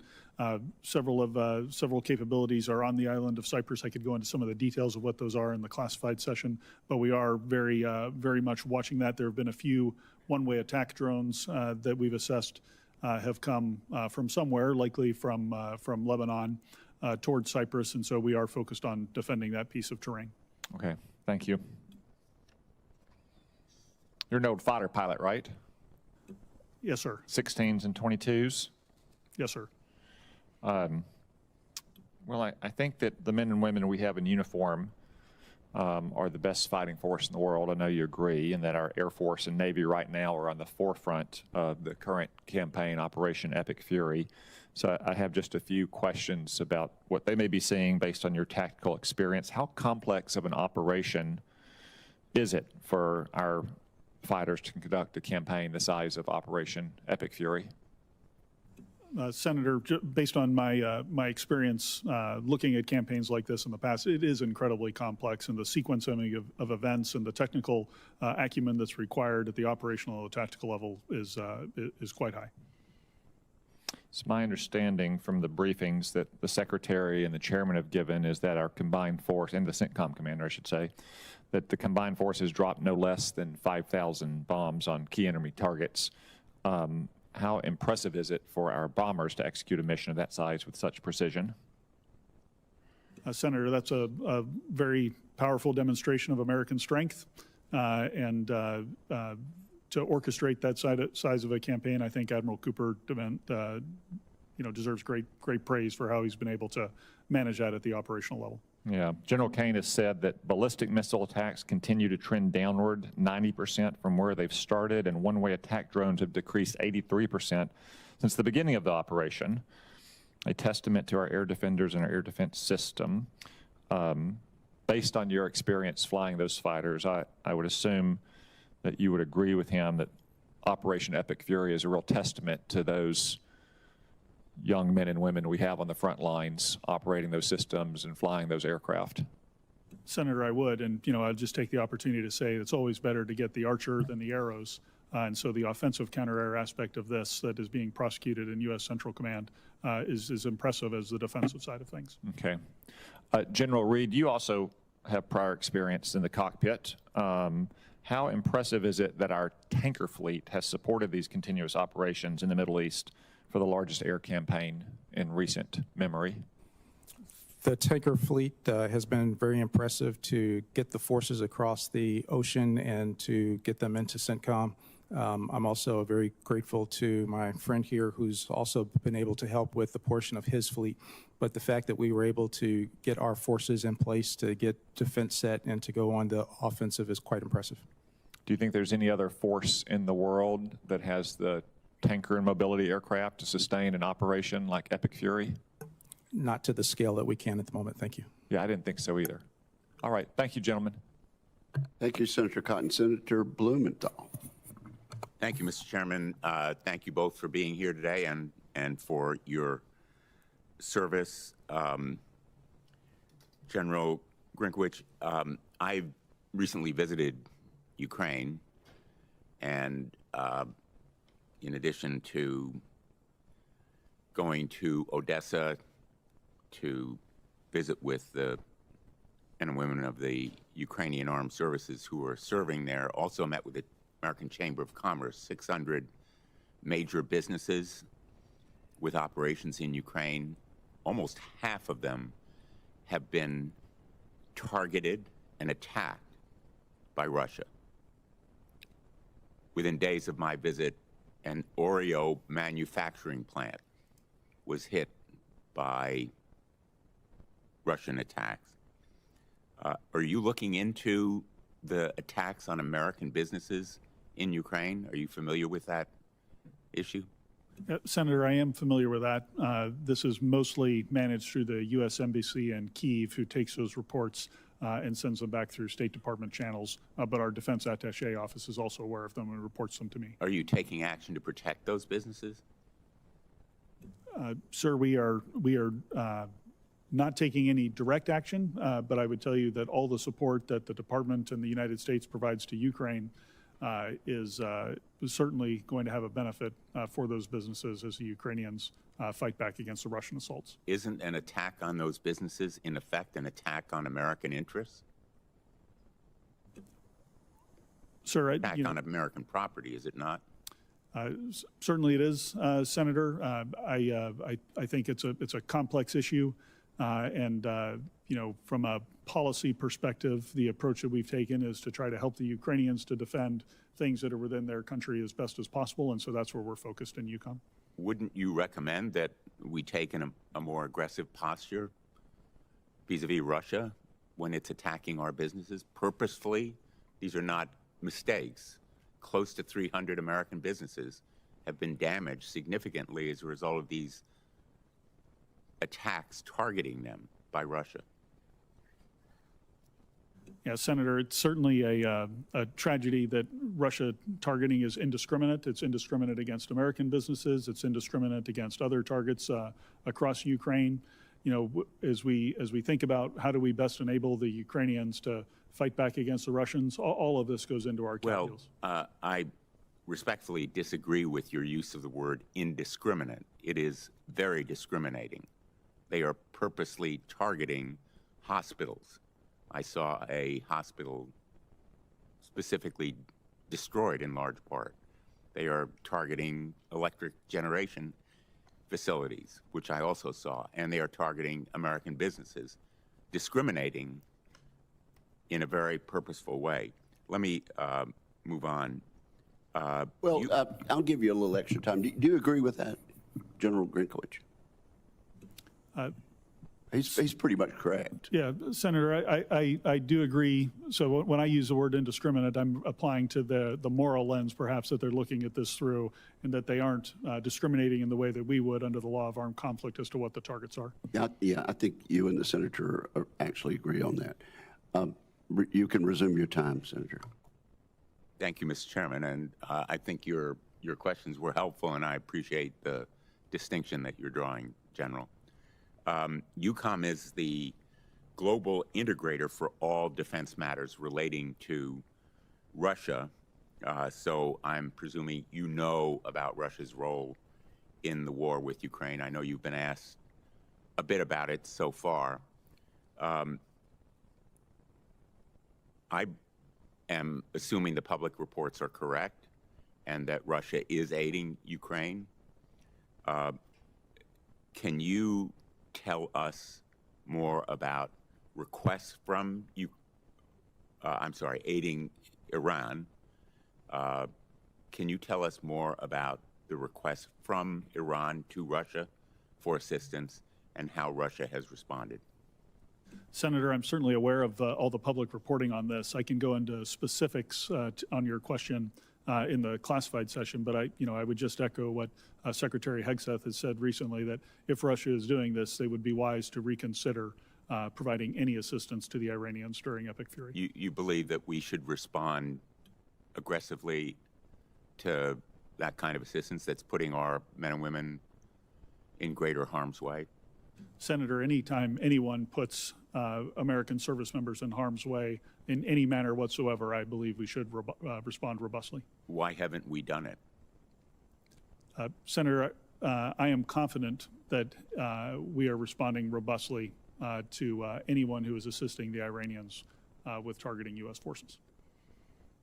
Perhaps you can tell us more in a classified setting? Yes, sir. I'd be happy to elaborate. Thank you.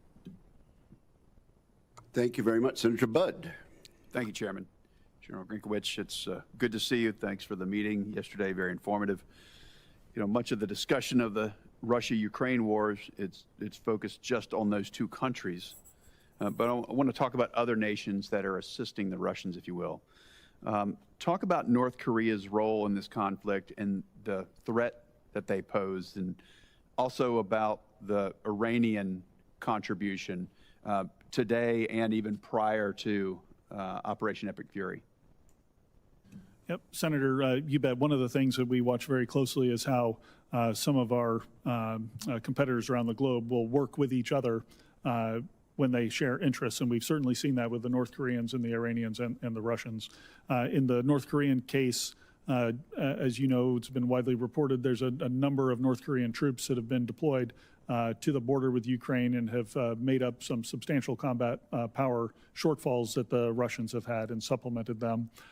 There's also a number of reports of North Korean individuals now going to work in the Russian industrial base to generate some of the ballistic missiles and UAVs that they're building based on the labor shortages that the Russians have within their industrial base. Of course, that industrial base got started because of the Iranian sharing of technology of their Shahed drones and sharing the blueprints and teaching the Russians how to build them and how to build them at scale. And that's one of the main threats facing the Ukrainians today. Are the Russians short on people and essentially bringing in labor from North Korea? That's my assessment, Senator. Okay. General Reid, thanks also for being here. Appreciate what you've done at TRANSCOM and just a heroic effort leading up to Epic Fury. Talk about some of the numbers, if you will, some of the success stories so far, and then where are the gaps where Congress can assist? Thank you, Senator. Some of the success is the ability to generate the aircraft to actually get on the move. And so I'm grateful to the Congress for the sustained funding for weapon system sustainment and spares. Because of that, we're able to keep pace, and we've been doing that extremely well, so thank you for that. Other success stories is the fact that we've been able to establish a network for aeromedical evacuation in order to bring home the wounded and to also get them to a higher level of care. Thank you. What concerns does TRANSCOM have regarding Chinese and Russian naval deployments and commercial investments in ports across the globe? For the Russian deployments, we monitor those. We maintain an awareness of where they're going and make assessments in terms of what capabilities they may be seeking. When it comes to the Chinese fleet deployments, we do the exact same, but we also go one step further to track their footprint, infrastructure, and what types of things that they put in place, mainly in seaports. So we keep a very close eye on their electronic systems, cranes, and that type of thing. We work with port authorities to make sure that we know where those are, and then we operate in ways to circumvent that. So at this point, General Reid, are those adversaries, are they limiting your ability at TRANSCOM to enable logistics around the globe? Currently, they are not. We plan for that. Thank you. General Grinkovich, how is our air domain awareness in the Russia-Ukraine conflict throughout EUCOM? Senator, we have a robust set of agreements with allies and partners that we stitch together a very comprehensive air picture. Certainly, it's not perfect, but I'm very confident that we're on the right path to make it better.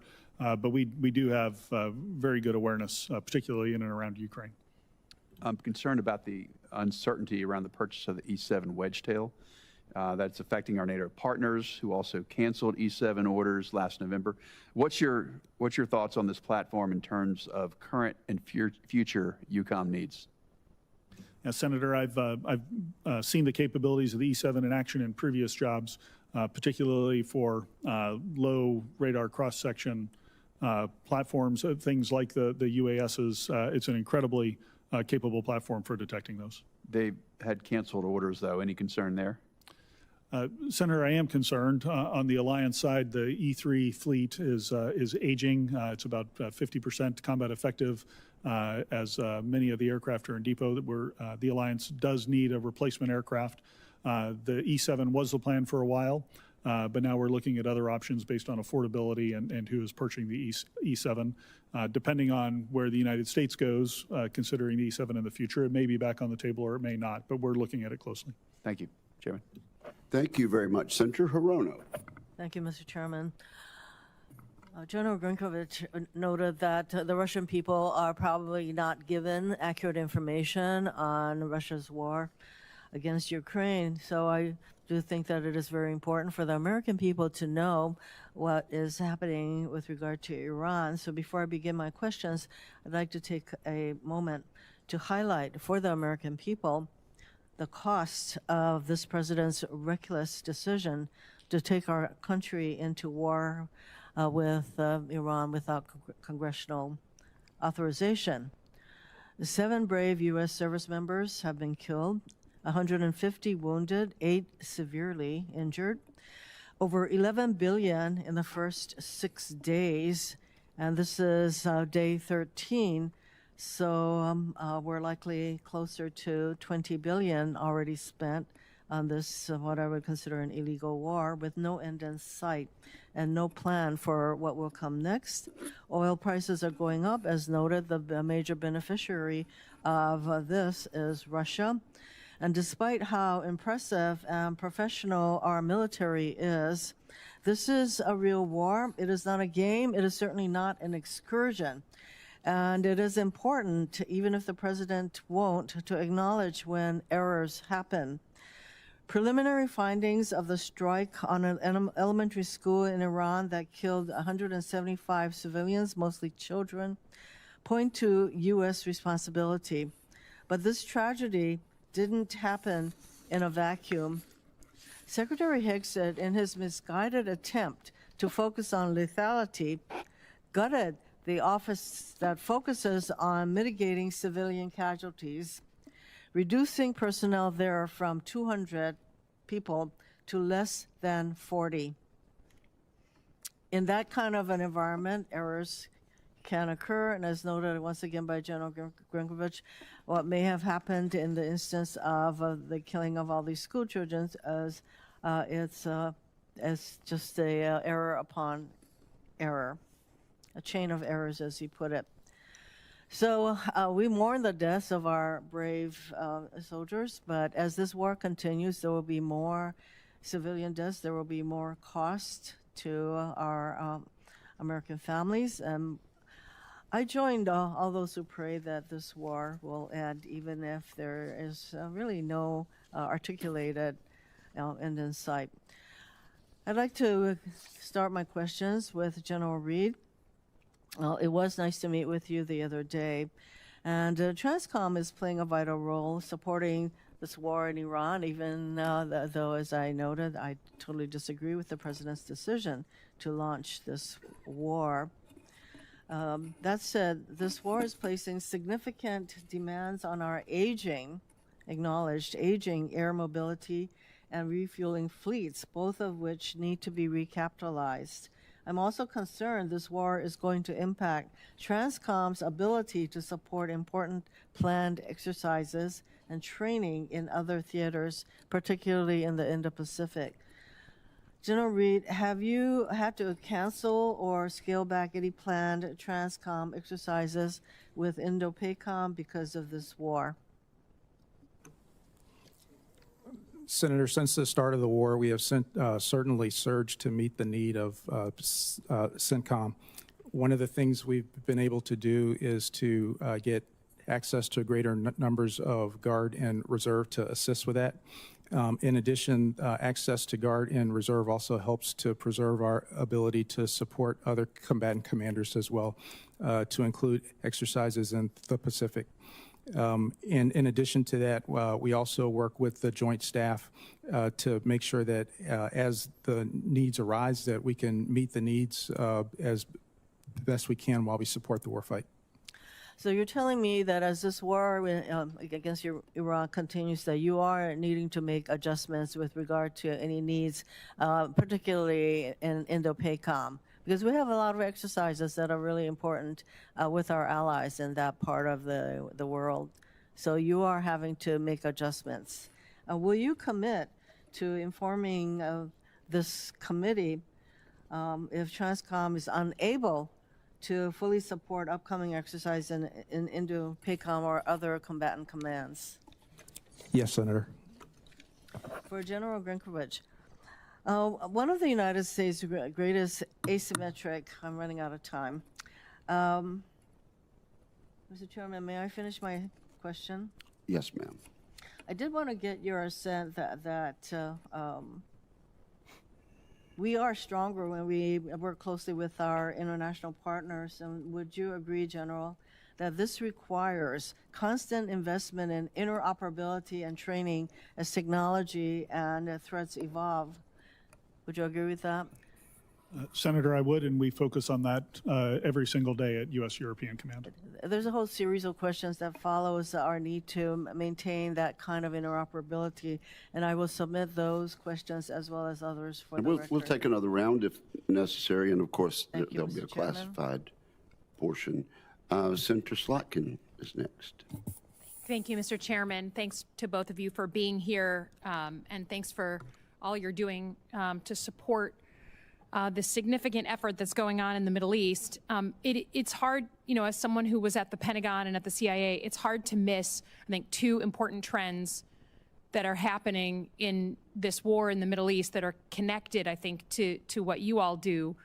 One is just, I feel like the conversation on drones has come home to roost. The Pentagon over many administrations, Democrat and Republican, has had this unbelievably glacially slow process of acquisition. And so even though we know that the drones we build are big and expensive and take 2 years to build and they're $30 million and you can buy them off Amazon, we just haven't been able to get them into the doctrine, into the force in a serious way. And now I feel like, unfortunately, we're paying the price for that. This is a different chapter in American warfare with the Shahed drones from Iran killing American forces, hitting U.S. embassies, hitting civilian targets in, I think, 11 other countries, evading our air defenses, which are set up for much bigger projectiles. And then we've had, I think, according to press reports, 11 MQ-9s downed in the course of 2 weeks. The Iranians are figuring out how to bleed us with money and with time, to the point where we now have Ukrainian advisors coming from Ukraine to train us, right? Because they're the experts. And it's not for either of you two to respond to, but I just feel like, we need to understand that warfare has fundamentally changed. And if Iran is able to hold us at bay and continue that power projection, we keep hearing that the reason why, or one of the reasons why we went to this war is because of Iran's power projection. They're now holding the Persian Gulf at bay. We can't move ships through it. And they're able to use low-cost drones, $20,000 to $50,000 each, to kill U.S. forces. So I hope this is in a moment of inflection for the Pentagon, for all of us, that unless we understand how to more quickly get our acquisition system to be responsive, we're going to continue to lose our soldiers. And I hope that's a major lesson that we're all learning. The second one is the role of Russia and China in supporting Iran. And I know we can't talk about it in an open setting, but there's press reports that the Russians are helping target U.S. ships and aircraft. And I just hope we can all be on the same page, and certainly in Europe, you understand the threat of Russia, that if Russia is helping to kill U.S. forces, we have crossed a Rubicon. We are in another moment, and that we have to take decisive action on that. And instead, we're giving them breaks on oil. They're making a ton of money.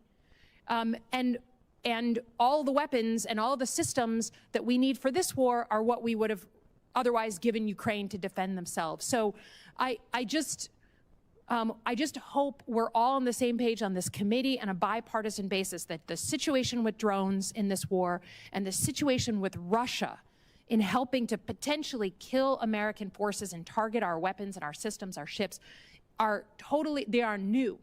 And we need to adjust to that new reality.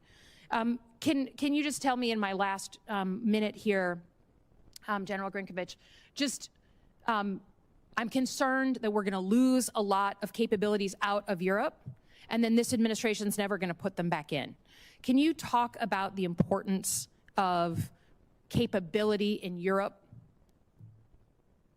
Yeah, Senator, thanks. I think having capability in Europe ultimately provides options for this administration or any administration in the event of a conflict. And, you know, I would highlight that in my opening statement, I talked about one of the missions of U.S. European Command is to serve as a power projection platform.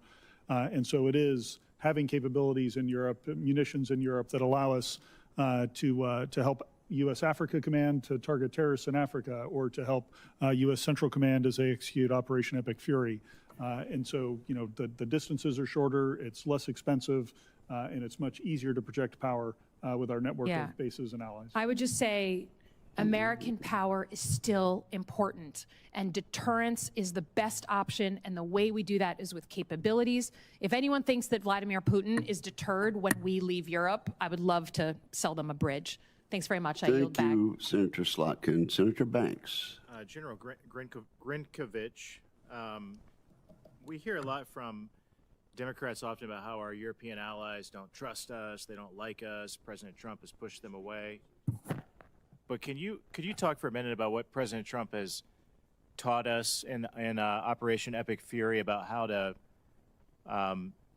to bring our European allies on board? It seems like there's a lot of good news here of our European allies coming to the table to help us out.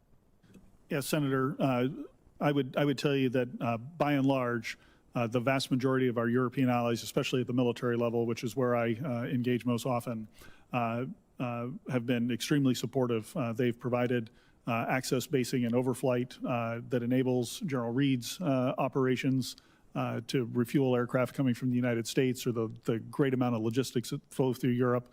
It's really been incredible to see. There's certainly some discussions in the press about allies who did not move quick enough, or who did not provide the access that we wanted. But I would tell you that under the tip of that iceberg, there's much more support in Europe for the things that are ongoing in the Middle East right now. What do we make of it? What do we learn from that? Sir, I think that the relationships we have with our European allies matter. I think they admire what the U.S. military is able to do. I think many nations, of course, recognize, as several senators have mentioned, the threat that Iran has played over the years. You know, I reflect on my time in Iraq during the Defeat ISIS operations in 2019 to 2020, and our European allies were side by side with us. And the biggest threat to us was not actually ISIS; it was Iranian threat network, backed forces that were in Iraq attacking and killing U.S. and European forces. And so I think on the military level, many of us understand that threat and understand the menace that it poses. Can you give us a quick thumbnail on an update on NATO's strength and what we're seeing from our allies stepping up to the plate to do more? Yes, Senator, you bet. This coming year, we'll have 5 or 6 allies that will already be at or near the 5% Hague spending commitments. Many other allies, some of the biggest economies in Europe, like Germany, on a rapid pace to achieve 3 or 3.5% spending by the end of the decade. So there's plenty of appetite and plenty of understanding that a more balanced and strong European pillar within the NATO alliance to complement what America has done for so many years is essential, and that it will make for a stronger and more healthy alliance moving forward. This is really good news, right? And compared to years in the past, where the NATO is stronger and has more money and doing more to step up to the plate to support all of our shared causes, right? I agree, Senator. One thing that I am concerned about, though, with our NATO allies is their reliance on Chinese technology that could compromise the security of critical infrastructure that impacts our forces, U.S. forces. Thanks to President Trump's leadership, NATO allies have committed to spending 5% of GDP, as you just discussed, on their security, including 1.5% on defense-related activities. If allies use part of this funding to rip and replace high-tech Chinese technology, how would that contribute to EUCOM's mission? Senator, we want Chinese technology out of anything related with the defense of the United States or Europe or across the alliance. And so we focus our efforts to help our allies identify where they have Chinese technology in their information networks, that's particularly their defense information networks, And then, there's Chinese technology and ownership across much of the infrastructure that folks like General Reid would rely on to flow forces either across or into the continent. So you're seeing progress on this front? Do all of our NATO allies share our concern about Chinese technology? Sir, they do.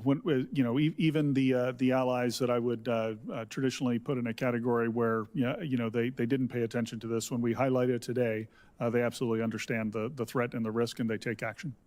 And would it likewise be helpful if our allies remove China from satellite ground stations in the Arctic? Absolutely, Senator. Okay, that's all I have. Thank you. I yield back. Thank you. Senator Duckworth. Thank you, Chairman. We're now in the second week of President Trump's illegal war against Iran with no end in sight, and I fear the longer that this war goes on, it will have lasting impacts on the readiness of our military to respond to crises and threats elsewhere. Meanwhile, this administration is hiding its incompetence behind the valor of our military men and women, as if questioning why we're at war is equal to questioning the valor of our troops. We all know that that is not true. I know that our military will always do the best and most professional job possible. But that means that we here in these chambers, who are the elected representatives of the American people, are beholden to do our job and make sure that this is the right war, one that is worth our troops' sacrifices. And we can't forget that that sacrifice extends to our logisticians and support staff, as we've been tragically reminded by the 6 soldiers of the 103rd Sustainment Command that we lost last week. Any time that we conduct significant military action, especially on this scale, we must understand the demands that it puts on our military. By choosing this illegal war, one that he still cannot justify, Trump has put our service members at risk in completely unnecessary ways. 7 service members have been killed. 7 families had to hear the worst news of their lives. And the department has now confirmed at least 140 service members have been wounded, 8 severely. And with the expansion of this campaign, including to overhead air operations within Iran and possible naval escorts, our troops may be at even greater risk going forward. General Reid, TRANSCOM has been working for years to modernize our global patient movement enterprises for the complexities of large-scale combat operations. Can you explain the challenges that our medical evacuation system faces in transporting critical care patients when airspaces and maritime routes are contested, as we're seeing currently happening in the Middle East? Senator, initially what has to happen is we need to put the entire system in place. That requires us to forward stage teams, not just the teams that will provide the care, but the teams who actually provide the scheduling and the teams who have the initial communications with higher level facilities along the route. Sometimes we have to put those in place in an environment that's contested, and then they continue to serve throughout. But that is done in concert with the theater commander who provides the force protection. And then once the scheduling begins, we then put the aircraft in place at the point in time of need. It requires that the patients are stabilized, and once they're assembled, we pick them up, and then we fly them out. We also depend on force protection to clear the airspace so that the aircraft can get to the next station. And then also important for us is the permission to overfly so that we can have the shortest and the fastest routes. So to summarize, it's incredibly complex. We need to make investments in this system. And there's a lot more work to be done, but you're doing the absolute heroic best with what you have. Our wounded service members and logistics professionals now face the realities of medical evacuation in an airspace, as you've mentioned, contested by missiles and drones from the enemy. I don't believe Trump considered these risks when he chose this war without understanding how it would spread in the region. And I know they're not investing in medical readiness in the Indo-Pacific, where despite the real possibility of military conflict, actually in our national interest, we have actually less medevac experience and much greater distances to cover. Similarly, is the same situation in Africa. Even before this war, the department underinvested in our medical evacuation system, which is why I've advocated for years to give TRANSCOM and the services the resources that you need to rapidly adapt to future contested environments. These gaps will only widen as we continue to strain our system.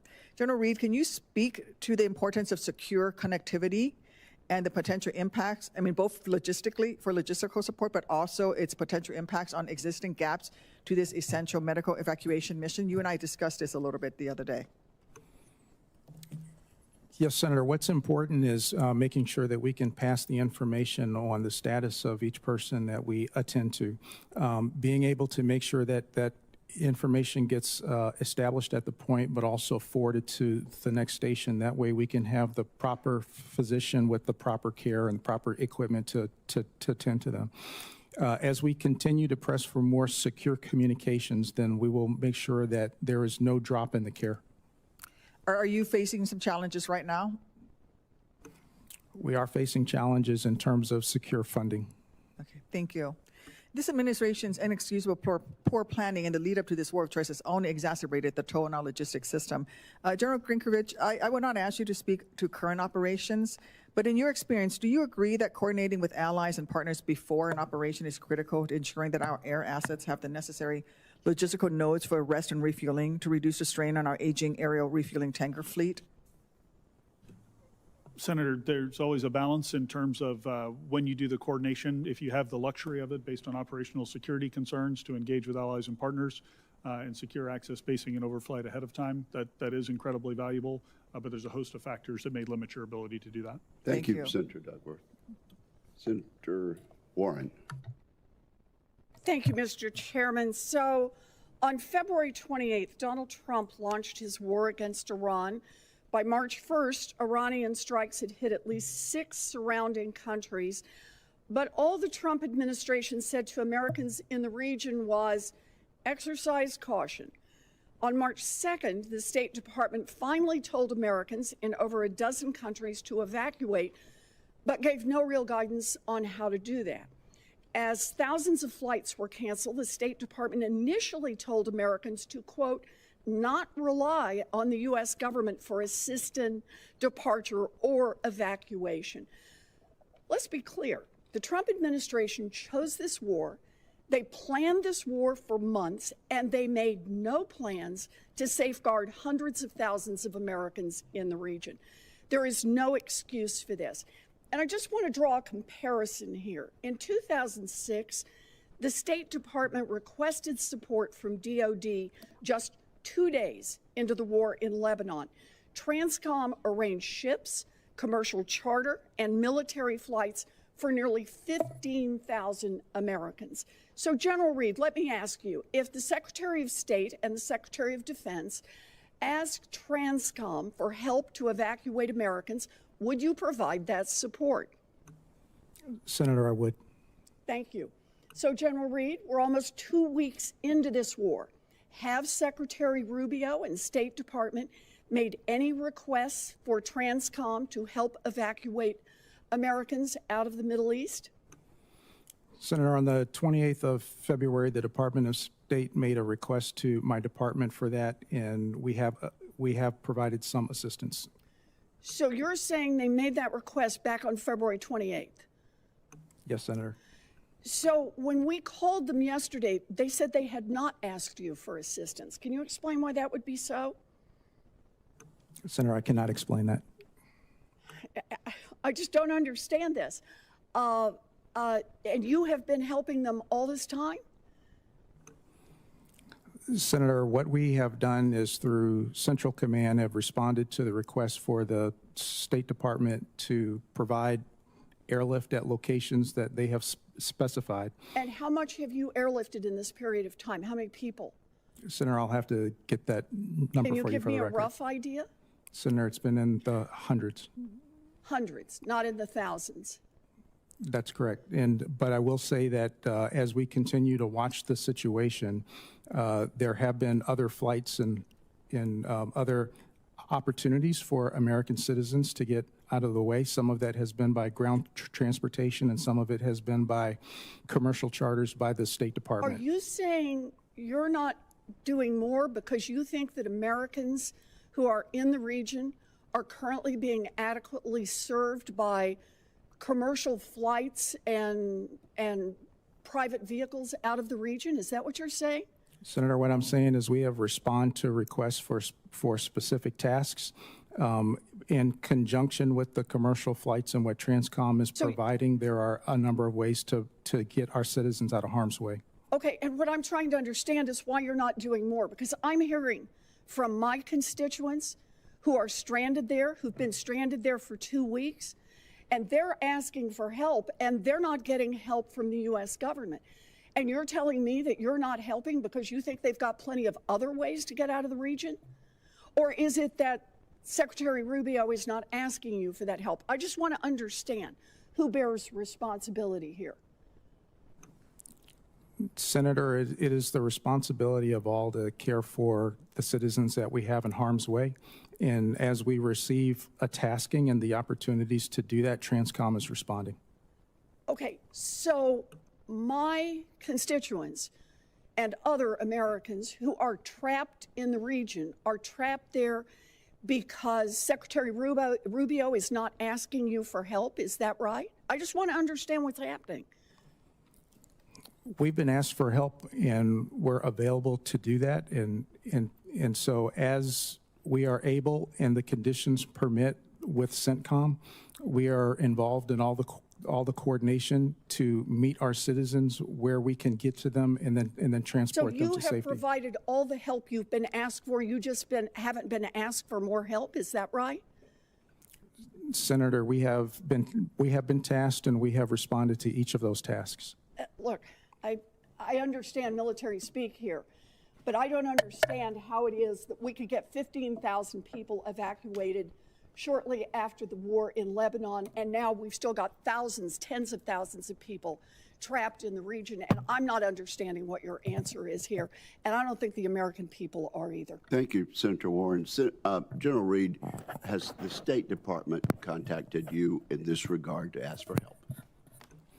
The State Department has, just as they did in the response to Lebanon as well.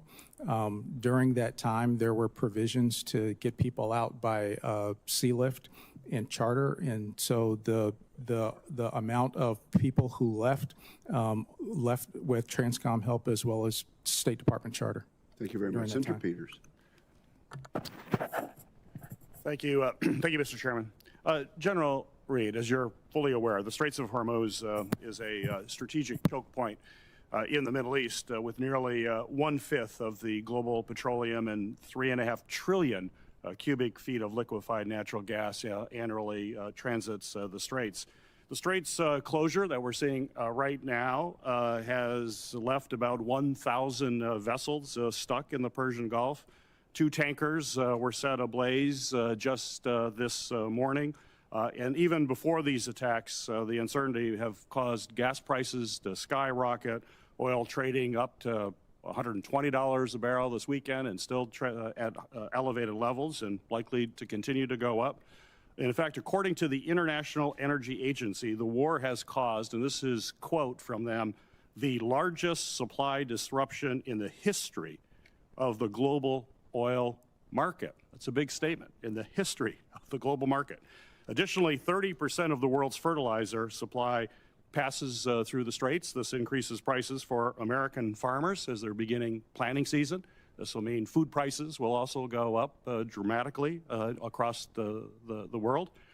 We have felt the impacts of the Straits closure here, surely in prices and many goods, but we also can't forget the impacts of our service members who rely on being resupplied. So a question for you, sir, is are you in talks with the CENTCOM commander, Admiral Cooper, on having actual plans to open up the Strait to commercial traffic and also to ease service member resupply in the region? And we are working with Admiral Cooper as he continues to prosecute the operations that he has. In the warfighting sense, we are doing all that we can to help him get after the targets that he needs to actually suppress the threats on the Straits. There is intense concentration to make sure that we can reduce that enough to get to a point where we can get through the Straits.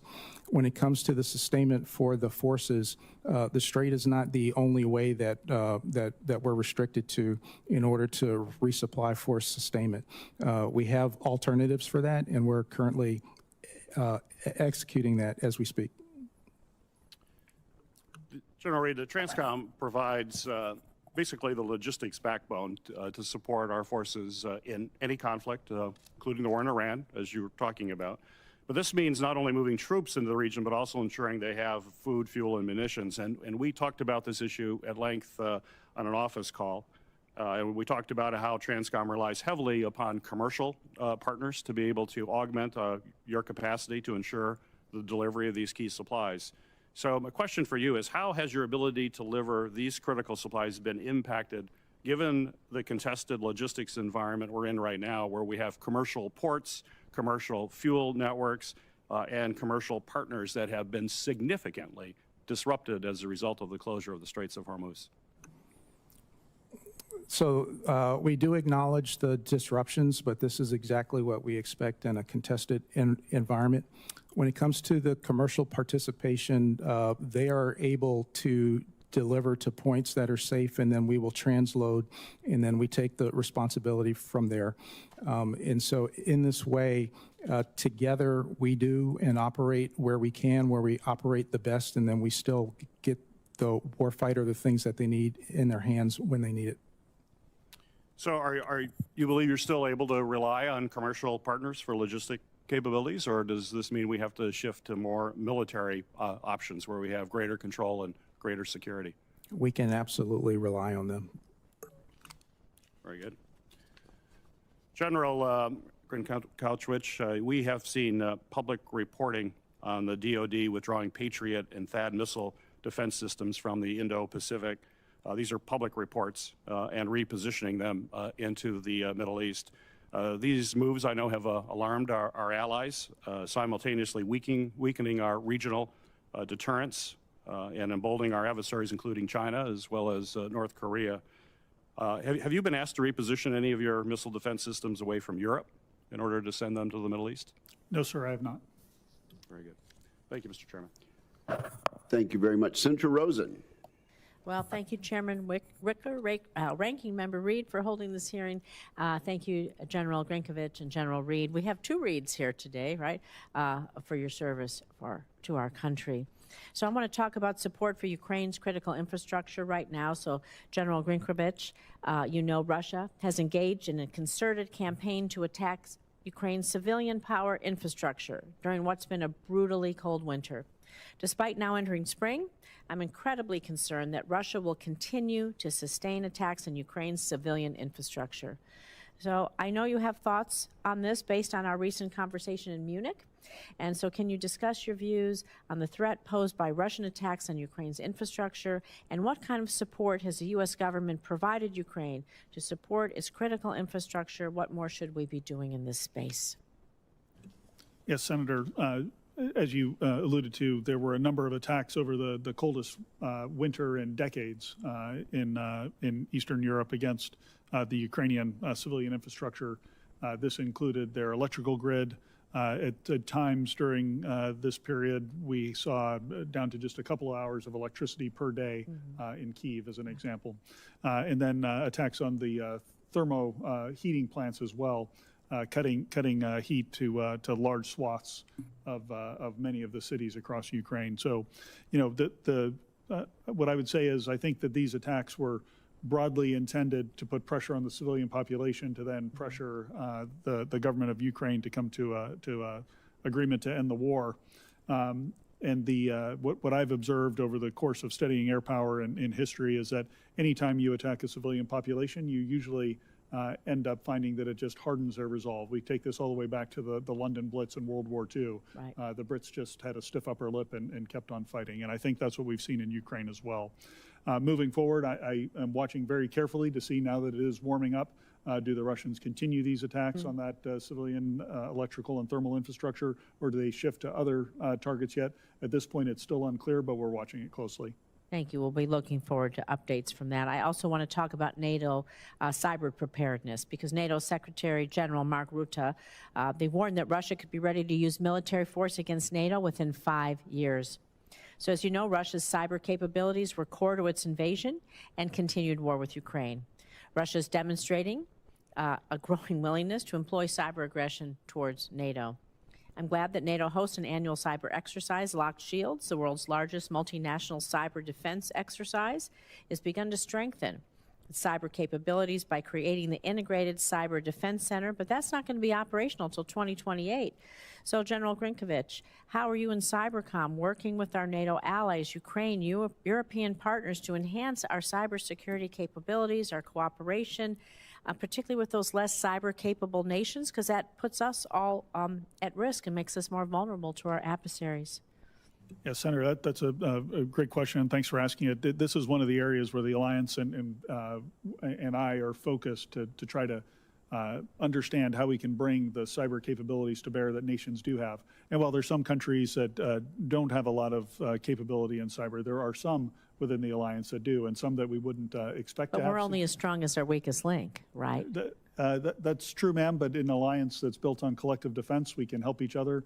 If one country is strong in air defense and another country is strong in cyber, there's a natural synergy there where we can help each other to get stronger together. In the classified session, I'd be happy to give you some details on who the main players are, but we are working to modernize how we access those cyber effects and can use them in a potential conflict. Thank you. Well, I'm going to stick on this topic because over the past year, Russian aircraft and drones have flown into NATO airspace on multiple occasions. I don't believe these incursions were accidental. Russia's deliberately testing NATO countries, their readiness, their resolve, and the manner and timing of all of our response to this aggression. So building on Senator Fisher, I know she asked this earlier, how do you think NATO can and should most effectively respond to these Russian acts of aggression, even if they say they were accidental? Yeah, Senator, I'm very proud of the initial responses I mentioned a little bit earlier, but I would also say that the stand-up of our Eastern Century vigilance activity across the alliance has resulted in a dramatic decrease in this activity. So it has had not just a preventive effect in terms of when drones are incurring into the airspace, being able to stop them, but it's also deterred the Russians from taking that kind of reckless behavior in the first place. So I think there's always work to be done here. It's not perfect. We continue to have limited incursions, but I think we're on the right path and making great progress. Thank you. I look forward to the classified briefing, which will begin precisely at 12 noon. A vote is going on right now. Members are encouraged to go ahead and vote, and we will see you in the SVC precisely at 12 noon.